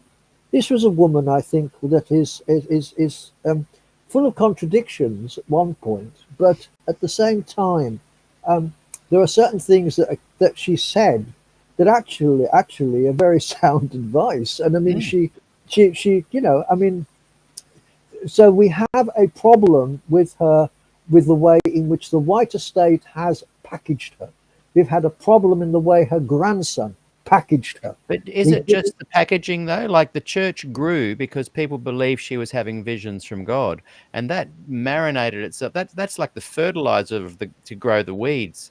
Like, Well, she didn't in any way not discourage this kind of follow me no, because I'm having visions. no, she didn't. She didn't, So because in some she ways, didn't, for Pearson, various very dubious reasons that we do know of. But the thing is, I mean, when I was a kid in the Adventist church, she didn't exist. yeah. But She the just did. church exists because of her. She didn't exist in your world or in Europe, No, but the church she did. existed in Europe because of her. Yeah, but I mean, when I was, the one thing that we were taught, all of us, I can remember, all my generation was sitting there, and we all knew about Jesus' birth. We knew about the miracles he did. We knew about his trial, death, resurrection, and the second coming. All these things were taught to us. We had all these Bible stories coming out of the Old Testament were all taught to us. Nowhere did we end up saying, by the way, there's a prophet who has all these visions. I can't remember a single person telling us that as kids. I had to meet Americans to realize all this. But regardless of the diminished relevance she played in your life, if it wasn't for Ellen White and people thinking she had a phenomenal supernatural gift, the church wouldn't have even made its way to Europe and UK. So even though she had a lesser influence on I your don't know. generation, she's Well, she so had marinated in the DNA. I guess the well, question certainly. to ask, yeah, and I guess the Certainly, question to ask is, and I think it's valid what you're saying. I think if the church could do that, and if they could have followed what the 1919 advice of Prescott and Daniels was, it could be a really interesting, positive, powerful movement. I still wouldn't join it, but it would still it would have a much better focus and movement, and really effective. I think it'd be very effective. But for you, even though what you're saying is true, if they did, it would. But do you think deep in your heart that they ever will? no. Mm. That they won't, because I mean, have we yet? They have certainly since Glacier View, the church has hardened and hardened and hardened around this. Even now, we had at the last General Conference session, they actually passed a motion which virtually gave her near canonical status. This That most is recent that, one, you mean? yes, that is very, very disturbing. Yeah. And ultimately, by doing that, that they, I know people. I know people in my own community, my own Adventist community, who don't see themselves. Don't use the word Seventh Day Adventist. They're not Seventh Day Adventists. They won't use the word because of this. They see themselves as Sabbatarian Christians. That's what they see themselves as. You're right. And they've got to a point where they cannot give their assent to certain things, and so ultimately, it's an interesting position to be in, where you're inside this community, but unity whereby you've got people in there that know there's something seriously wrong, Yeah. and they have put these things out of their minds to one side, Right. saying quite simply, we will not bother with that. We will Yeah. not teach our children that. I mean, for Yeah. years we stopped using denominational literature with the kids.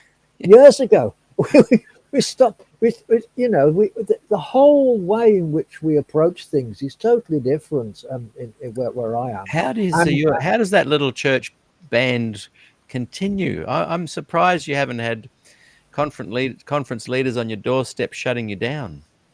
oh well, that they keep a wide berth of us, and that's partly because you've got a congregation that's extremely educated and Right. it's gifted and educated Must be and amazing place to hang out every week. actually, when they were faced with a pastor that they were going to have some problems with, they just removed him. They told him to go. And for a whole year we had no pastor. We looked after ourselves, and What's the church called again? You have told me, I've forgotten. this is Leamington Mission. We don't even talk about the Adventist Church at Leamington. We talk about the mission. Everybody knows the mission. Of We that just- church, of that. There's that church, yeah, because it's called it was a boys' mission in its history. This Right, building, I was. love it. Well, It's have you called thought the about mission. just it's not- annexing yourself from the Oh mother yes. the mother church? Well, we The mother thought lode, they mothership? thought of that, but there are problems in doing that. But I mean, no. But there are people in there that are quite are quite for these things, as well as people that aren't. So you've got a And bit how many of a mixed members bag have you in got? there. How many over active? over 100. Wow. Next time I'm in Ireland, I'm going to fly across and see you. Oh yes, do come and see us. And I'll come, Introduce yeah. you. Yeah, This is I'd the love it. scurrilous member of SDAQ&A. Who, Yeah, that's right.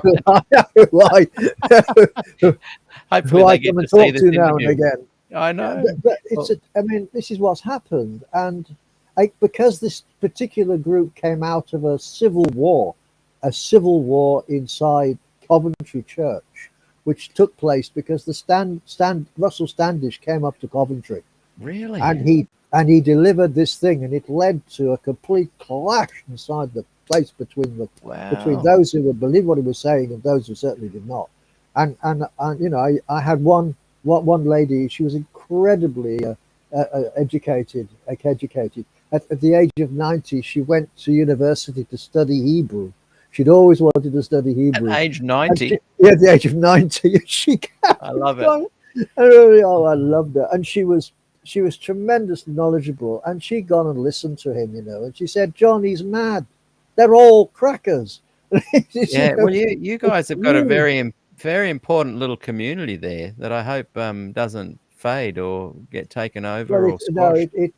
At the moment they've avoided us. They avoided us like the plague. You just don't mess with this church, and it's attracted to itself all sorts of people within the Adventist community who are also concerned and also just can't cope with these things as well. It's become an Adventist refuge center.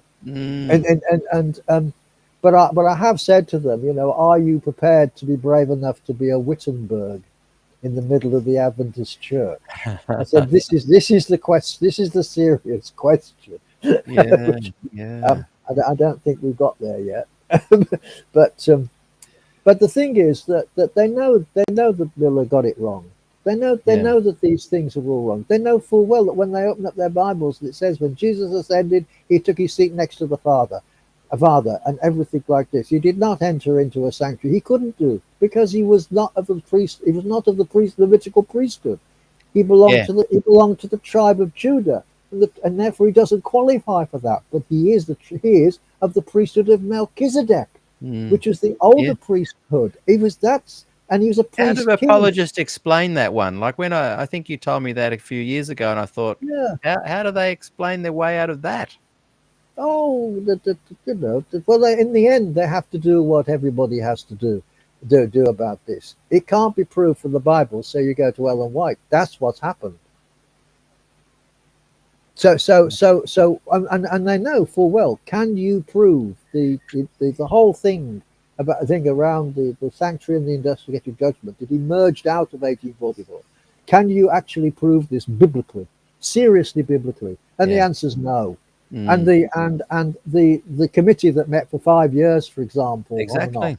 they themselves came to that conclusion that these things could not be. What was And that it, called? What was that gathering called?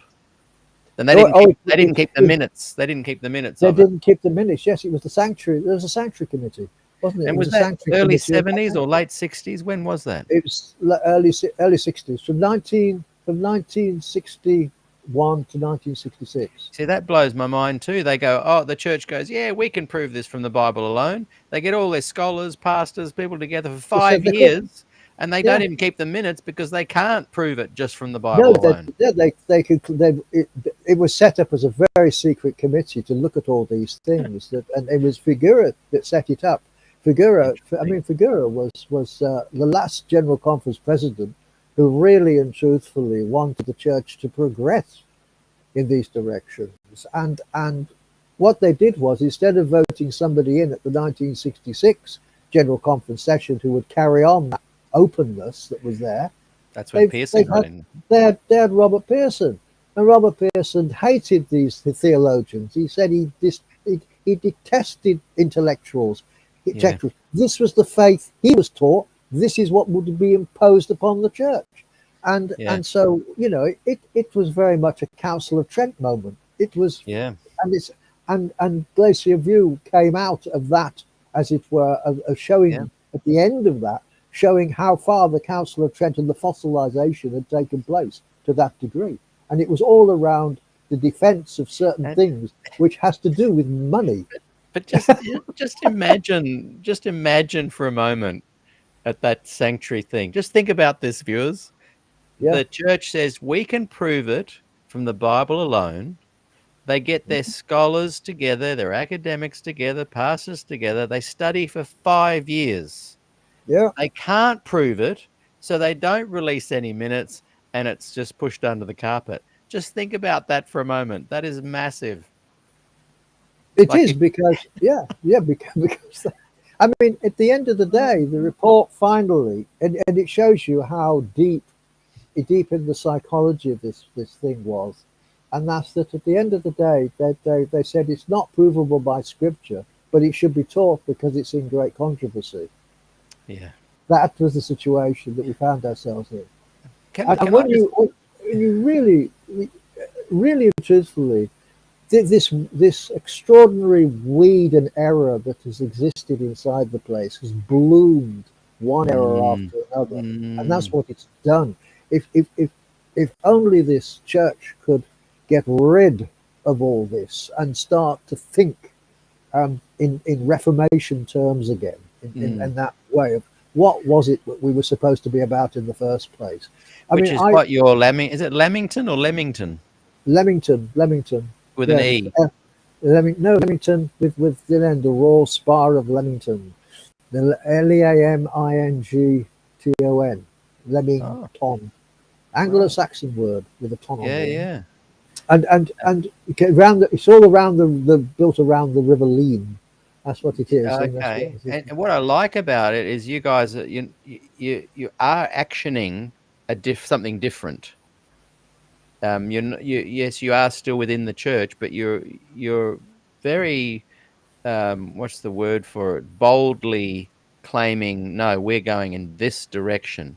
Yeah, and I can't think of any other Adventist church that does that. There's people that have their meetings and their little subgroups and their side groups and their the back room Sabbath schools and everything, which is great. I'm not criticizing that, but I'm just saying they could be more bold about it. You guys are the only ones actually creating something that's a public thing, making a stand for what you think Adventism should be. Yeah, we've really laid down in the mission statement of when they first formed. When they first formed this church, there were only 18 members, and it's grown from there. And you can see it in the mission statement very clearly that this church believes in Jesus Christ and who He is, and all the rest of it. It's absolutely. You go on the original signatures that were made under this. It is not an Adventist a traditional Adventist mission No, at all not at in that all. respect. No. And I think that, and the only other church I know of that's very similar to it is Kidderminster. And Kidderminster is much smaller, but it's in the same ilk, and it based itself upon Leamington. So Can you you have got send me later the links to both those churches? I want to add them to our. in Just send it to. Kidderminster. If you get onto the Kidderminster Fellowship website, you can get you can get onto them, and you can also get on. They should also be able to get onto the sermons that are preached there. Brilliant. Well, look, if It's some of the, if you could send me after the interview, just send me yeah. via email or messenger's best for me, the two churches, yours and that one, and I'll add the link to our Adventist Gospel Network. That I've just put the link there. And I know this, and so if we get back to actually what Miller did, this is what Miller actually did. What he did was let's get into it. He remember that he lived at a time when these things were all flowing along in regards to this. There was a publication called the Millennial from Britain, which Kai says there's no evidence it really influenced him, but the thing is this, and that's that we are living in a time when the second coming and the eschatology is being thought about and it's being argued about, and it's all being done, and people are looking forward towards something actually happening. They really did, and I did and thought something would happen. And here he was, and what happened was this. Most of us as Adventists believe that Miller got his idea from Daniel 8:14, don't we? Everyone was taught this. It's not true. It's not true. That's a bombshell. What he did was he took. Just say that again. I want people to really register with that. We all think that he got it from. We all believe. Everyone is taught, and I certainly was taught that he got his date of 1843 then 1844 from Daniel 8:14. No, he did not. Wow. No, he did not.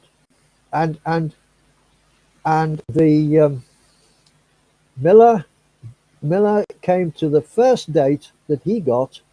The first date he came to was 1843, and he got it by adding up all the jubilees in the Torah, and adding it up, and it came to 2,520 days. He turned it into years, and then he had to find a starting date. And in order to find his starting date, he went to Isaiah chapter 7, verse 8, where it talks about the fact that so many years, 68 years, something like that, would be allotted for Ephraim, Manasseh, and round there. Then go. He worked out that the date that this was said, this prophecy, was in the 740s, and when he looked at kings, he came across Manasseh, and he mistook King Manasseh for the tribe, and that's how he came up with 677, which was the time when Manasseh was taken by the king of King. Yeah, nothing. That alone completely proves 1844 wrong, which is our. This is the method he used, and he was very strong with the concordance, and looking up texts and cross texting. So what do Adventist apologists say about that? That's completely a complete mistake. They ignore it. They ignore it because it's they ignore it. The fact that we know this, is that, for example, having done that, there are certain things. So this is how this thing started in the first place. That brought him, that brought him to. I've got it up here. I got it. This is what he did. Yeah, that brought him. He misread the text in Isaiah 7 verse 8. He misread the text in 2 Chronicles 33:11 to arrive at his original date, and his starting date was 677 BC. That was his original starting date. And then Wow. he calculated forward using the 2,520, and he arrived at 1843. And the next thing he did, in order to deal with this, in order to try to make everything fit, he extended Ussher's 6,000 year sort of thing for the world. He extended it by 157 years in order to get the thing to fit into his system that he started to develop. And then he having done that was the basis of it. He tells us that his understanding of Daniel 8:14 came very late. He It was says pointed that. out. Yes, he does in his letters. We did that. If you look at the material, you realize that this was Daniel, and the thing that hit him with Daniel 8 was the idea that the sanctuary will be cleansed. He didn't understand this thing really at all, but he did come to a conclusion which has got a certain validity to it. But had he abandoned his date, that's this. He believed that the cleansing of the sanctuary was the cleansing of the earth and the second coming. That's what he believed. Say that again. So that he believed that the cleansing of the sanctuary, when it talks about the sanctuary shall be cleansed. Now remember, he's using the NIV. He's using the KJV. We know that the Hebrew doesn't say this at all. We know that the Hebrew actually doesn't say it means vindicated, re-established, or put back into place. And he didn't know Hebrew. He didn't know.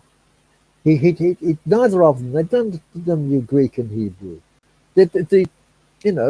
And later on, of course, when we started to learn Hebrew, all these things started to come up, which is why it became challenged. And and so here he was in there looking at this. And he saw these 2,300 days. The question now is, where did it start from? And he moved towards the idea of this decree given out to actually rebuild Jerusalem. That was his starting point. That's how he got to 457, and he got it wrong. Now, this is the point perhaps of interest, because I worked it out. I used the day-year principle in order to work something out, and to show that it didn't that if you looked at the dates that it could have been taken from, none of them landed on 1844. Two of them landed in the 1760s, and one of them landed in 1856. And the reason for that was this: did Cyrus declare that the Jews could leave Babylon and rebuild the city and the temple? According to Isaiah, he was predicted to do that. Here is my anointed one. It's the only time that the word anointed one is used to somebody who happens to be a pagan. Yet he comes from the east, he overwhelms Babylon like a Christ figure, and takes Babylon, and ultimately he took Babylon in 539. In 538, he has this general decree, which is in the Cyrus cylinder, that everybody could go back to their places that they'd been taken from, rebuild their cities, their homes, and their places of worship. That was a general decree. However, in 536, which is when the Jews actually left, a large group of them, left Babylon with all sorts of things, including the pots, pans, and some of the temple artifacts.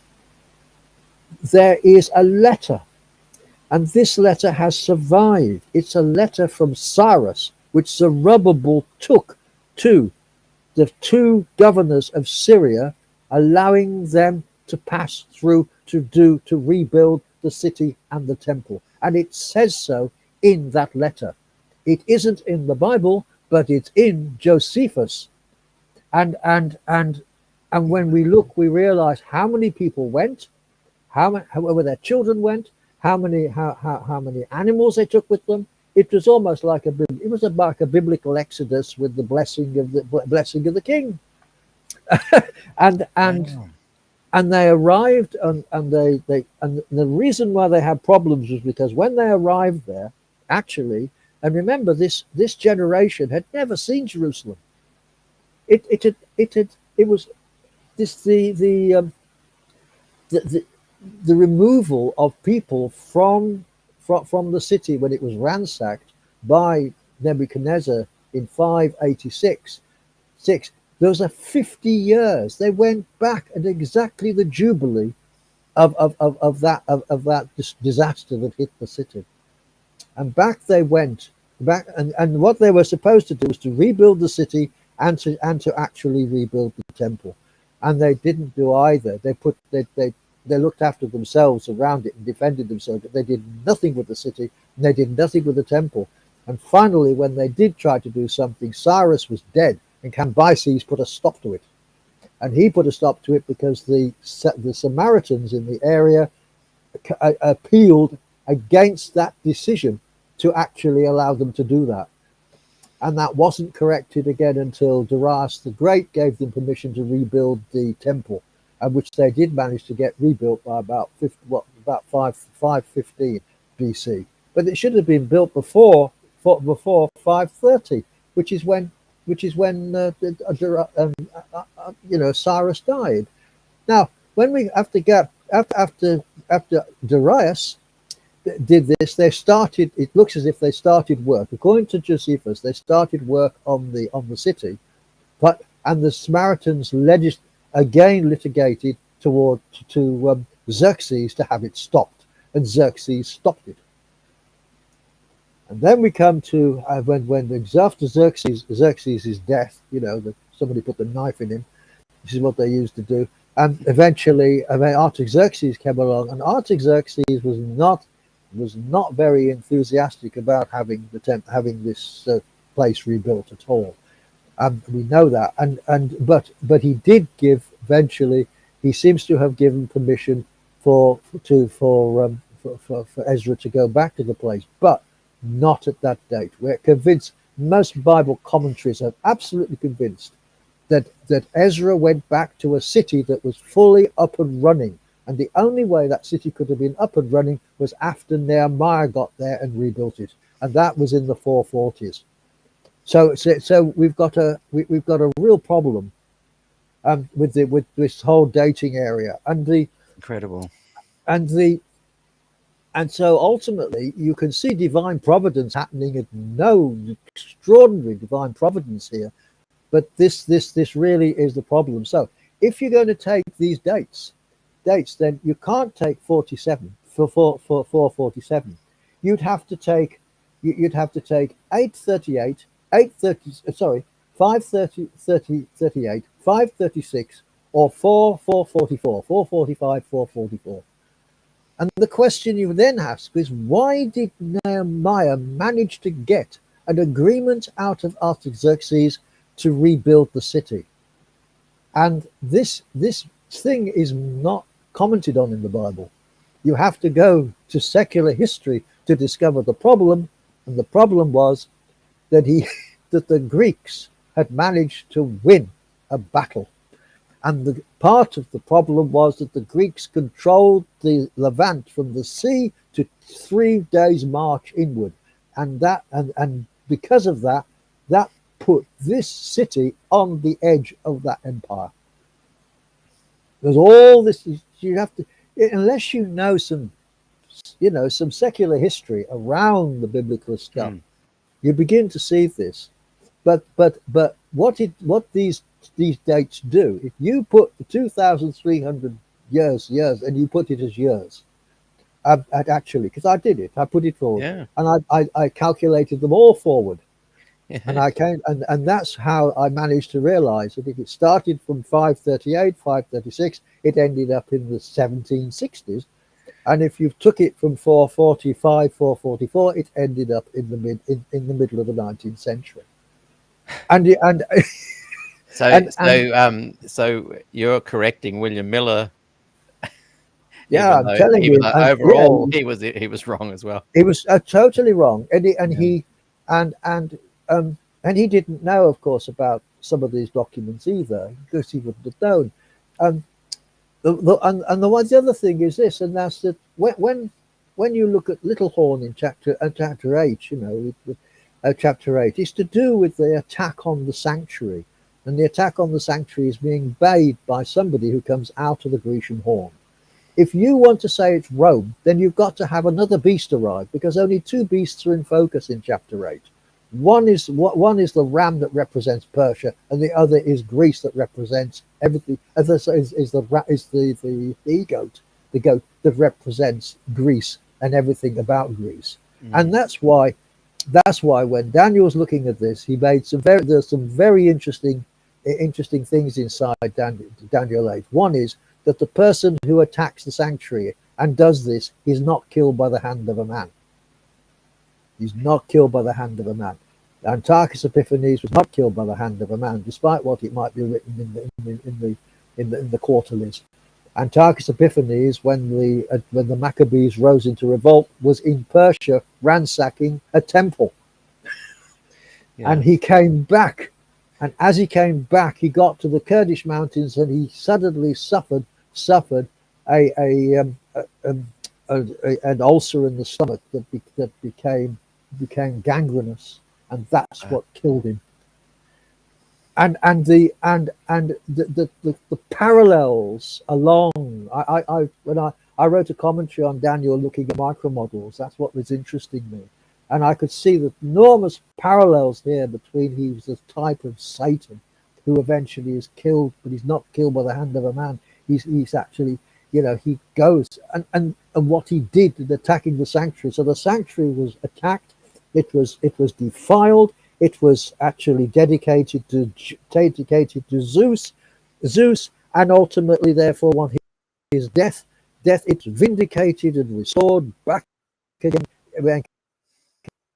Why to this day the Jews celebrate Hanukkah, and all this is in there, and that means effectively that the whole dating system that had come out of Miller in that respect was completely bogus from beginning to end, and revealed absolutely nothing. It went wrong 3 times. It went wrong on the 21st of March 1843. It went wrong again on the 21st of March 1844. Then it went wrong again on the 22nd of October 1844. How could you base a church upon such a thing? It really is impossible. It's and yet people have gone on doing this. The Church of Yahweh believed the end of time would come in 2002. Because you've got 2016. You've got somebody talking about this year, 2024. And everybody's getting excited about all these things instead of doing what they should be doing. It's a total distraction away from where the church should be. I know, it's incredible. It's absolutely incredible. And I also was able to show that really that he misunderstood scripture. He didn't take any notice of context. The one thing he got right, a couple of things he got right, mind you. He certainly got right the position of the millennium. He got that absolutely right. He also ignored, but he picked the wrong starting dates. He ignored Isaiah's prophecy about Cyrus completely, and when it failed, the result was a total disaster.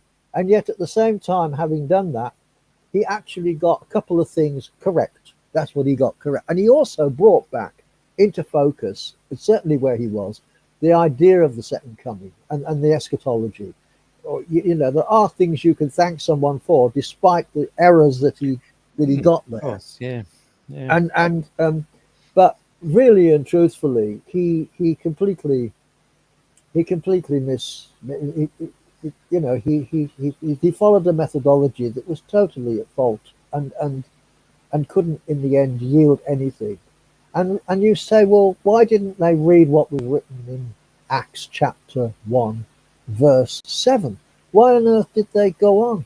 Why didn't they listen to Jesus saying, no one knows the hour of the coming? I know. Why what's the matter with them? They're supposed to be non-Bible knowledge, and here they are I trying to know. calculate what just isn't revealed, and in the Yeah. process cause an awful lot of disappointment. It's not possible. And It's like Adventism. I was, when I did my fun episode on holding up the equivalent weights to the Bible, and I did this the other day. You probably didn't see it, but I was talking about, well, look, the eyewitness said it was 18 pounds and held up for a couple of minutes. Is that plausible? That's essentially what I was doing. But the other thing that hit me as I was researching it is that time period, there was no Netflix, no movie theaters. They kind of had to gather together every now and again over dinner or just after dinner, and they just loved the drama unfolding and the visions. Imagine Ellen coming to someone's house and there's 50 people or 20 people in the house or 10 people, and it's just dramatic. And I went to my mum and dad's for dinner tonight, and mum said, "Okay, just quiet, everybody. I've got to watch Home and Away." And then, so I have not watched an still episode of going on. Home and Away for years, Yeah, and telling it me. has become more and more drama driven. And I sat there, I couldn't take it.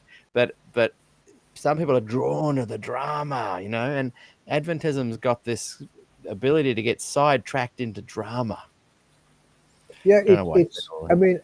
it's exactly the same as it's got sight. Yeah, and it's also skewed its um, it, its prophetic narrative in relationship to itself, and Yes. and Yeah. and that is the other problem that's come out of this as well.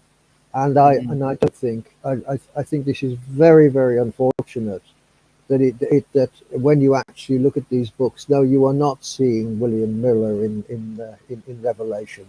There's no way in which you can look at these books and exegete them in this way and ask the serious question: what did they mean to those who originally read them? Because in many respects, in the case of Revelation, to some degree, it meant more to them than it does to us, because they understood the culture against which it was written. And you have to start to think, well, the um, it's if you say, well, yes, they were looking forward to America. No, they weren't.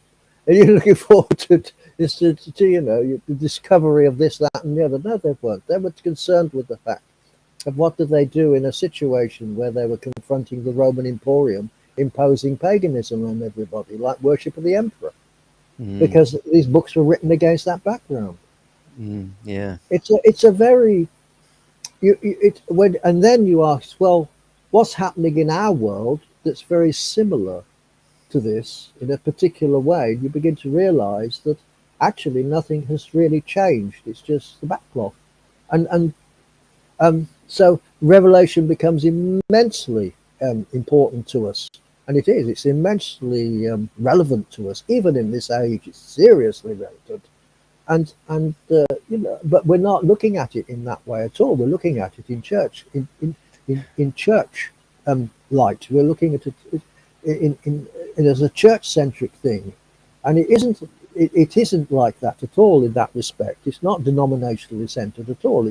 It's a letter to the church, yeah, but it's a letter. It's a letter to the church that works on a wide range of understanding how evil works, and how the providence of God moves against it, and what and if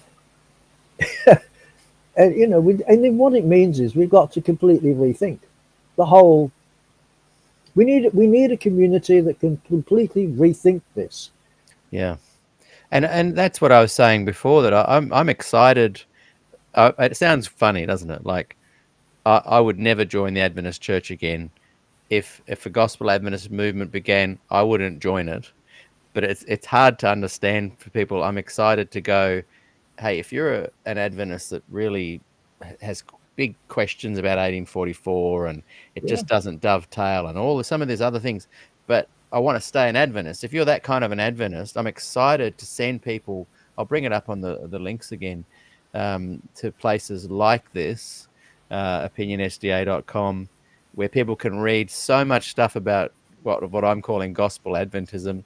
They can also go to this new site, Adventist Gospel Network.wordpress.com, and there's other links there. I'm going to get the two churches you mentioned added there.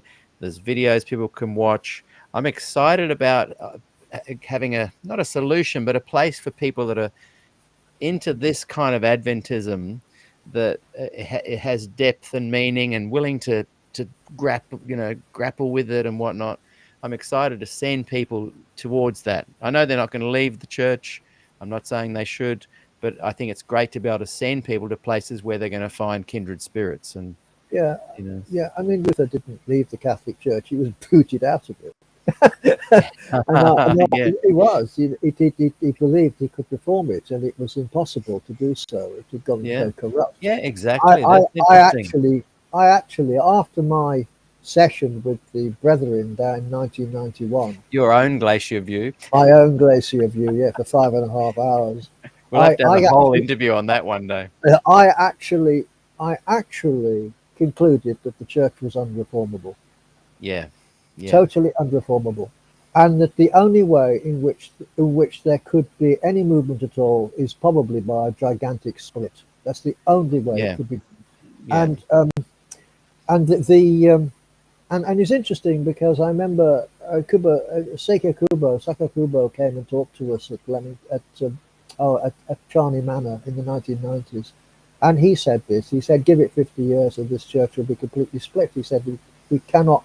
You can't. They won't live with us. I can't. I don't believe what they're teaching." And they said they won't live with me. Chalk and cheese. And it's chalk and cheese. Yeah. And this is why I think it's split already. They just don't realize it. Yeah, and it is. It's an actual. Actually, it is a. I've often eight groups in it. 8 groups. It's a church with 8 groups. It's like it's a polyglot.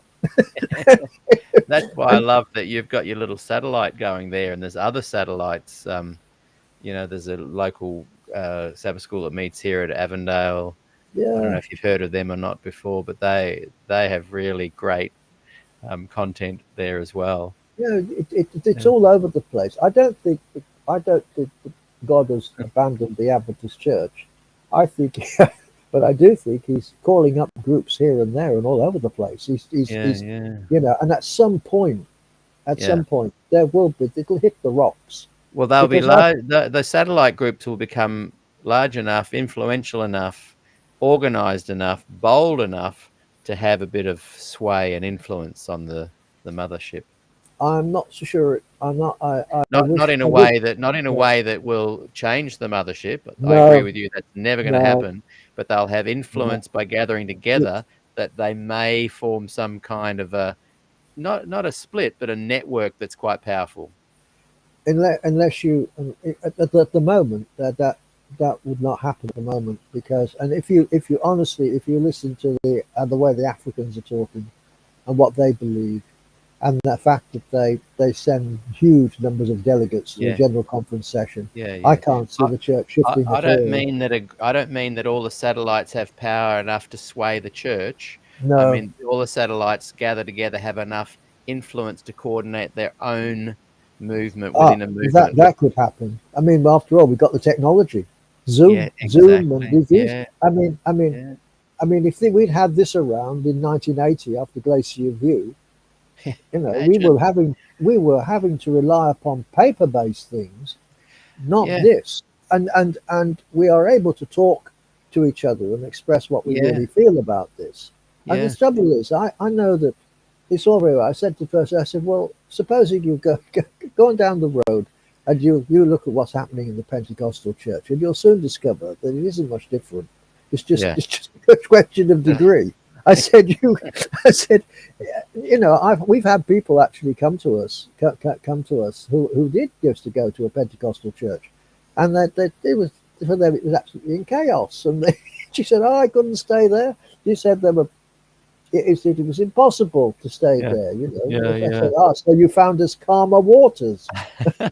It's just- and and and this is where it is now. If you look at the Baptist Church, for example, has a date to start. It started about 1607, but they don't see this date as having any eschatological significance. They Mm. don't. You know, the Methodists started with John Wesley. Now, John Wesley is admittedly his sermons and all the rest of it have considerable influence to Mm. some degree over within that. But they haven't sat down and turned him into the spirit of prophecy. They Mm. haven't turned him into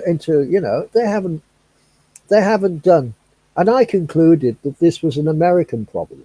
I do think that America actually gives itself over to this kind of thinking. It likes charismatic figures and it Yeah. likes this sort of thing. Whereas in Britain, we are very, very suspicious. But like you said, there's other parts of the world that love it.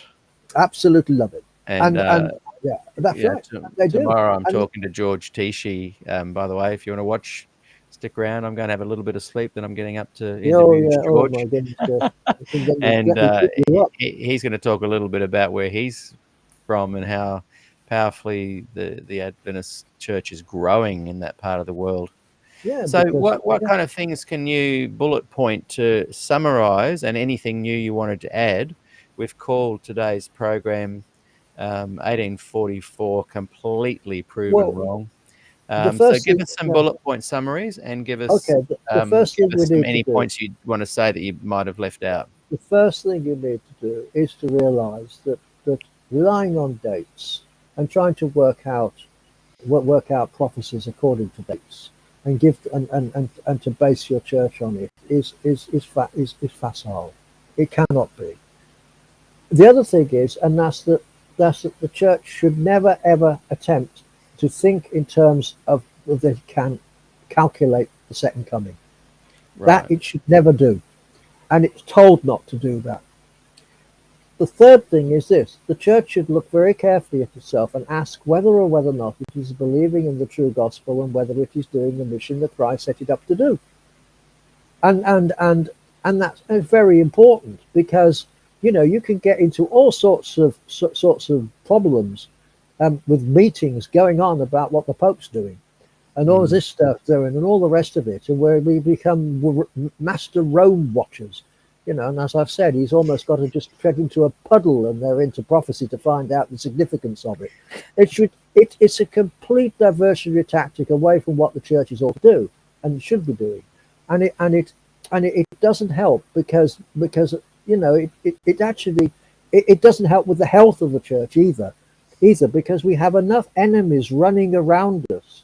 Believe it or not, one particular enemy is developing inside the world, and particularly inside Europe, which eventually the churches will have to face. And they've got, when you get to a point where in Germany you've got Syrian kids putting bombs under Christmas trees and things like this, you have got a problem. You have got a serious problem, and I know that, and nobody's looking at this because it doesn't fit the prophetic pattern that has been set up. Yet one of the most ardent opposers of the Christian faith sits inside the developing emergence of Islam, and we have nothing to say about it, and yet these people, some of these people are butchering Christians all over the place. So ultimately, we've got to rethink. Rome is not going around butchering people all over the place. Rome is being blown up by jihadists. I'll tell you that now. And the Pope is silent. He's saying nothing because he had an agreement with a mufti that wasn't worth the paper it was written on. And this isn't coming out in our churches at all. They're saying, just a minute, we need to look and see where exactly, how are we going to confront a society that actually doesn't believe believes Jesus is okay as a moral and spiritual teacher, but nothing else. How do you deal with that? And how did you've you? got to even be careful Yeah. talking about stuff like that, because channels can be Oh, demonetized as oh, algorithms pick up the yeah. word. Of course they can, and Mm, you know, I mean, I get it an awful lot from my friends that they type this stuff down to me, and none of them are believers. They mm, just mm, they just see it. mm. So actually, we need a church that says, right, we need to go back and ask ourselves the question: what was the faith that was first given to the Gentiles? What was the faith that Jesus actually left behind? Can we bring the entire charisma under one roof, whereby we have at least a community that is able to do what Jesus asked it to do, even knowing the fact that it's always going to face problems inside the world?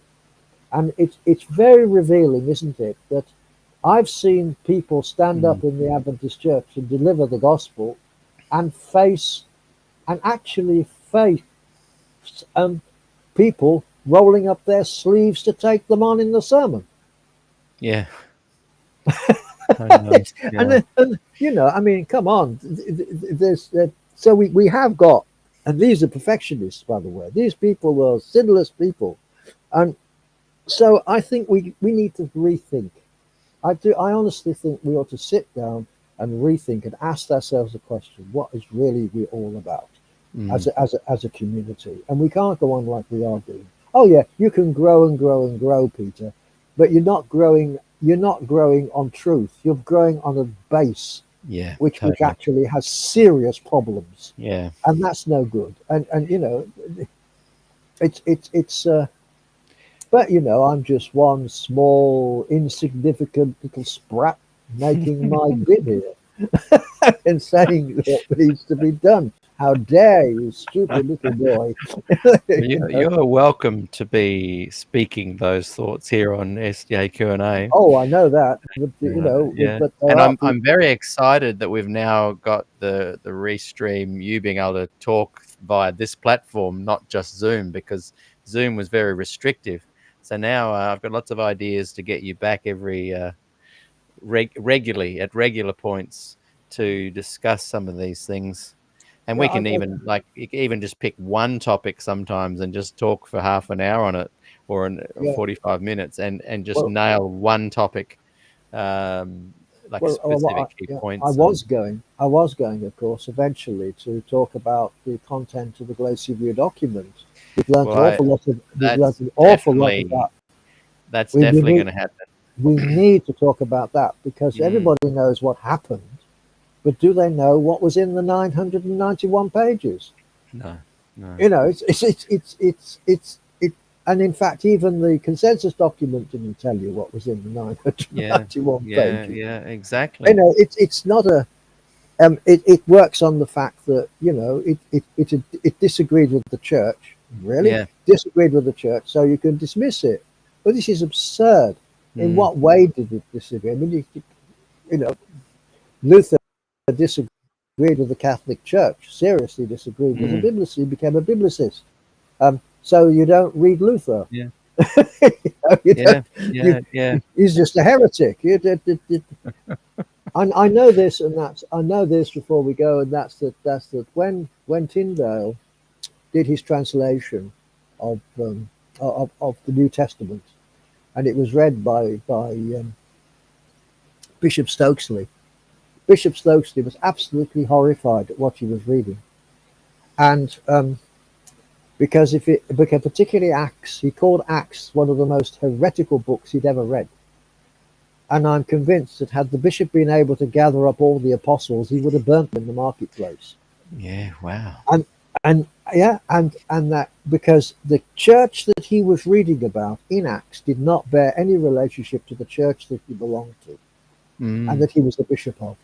yeah, And the other thing was it was a church that clearly had Jews in it. You really have to to understand the way in which these people saw Jews. I know. Well, Luther wrote a book about it.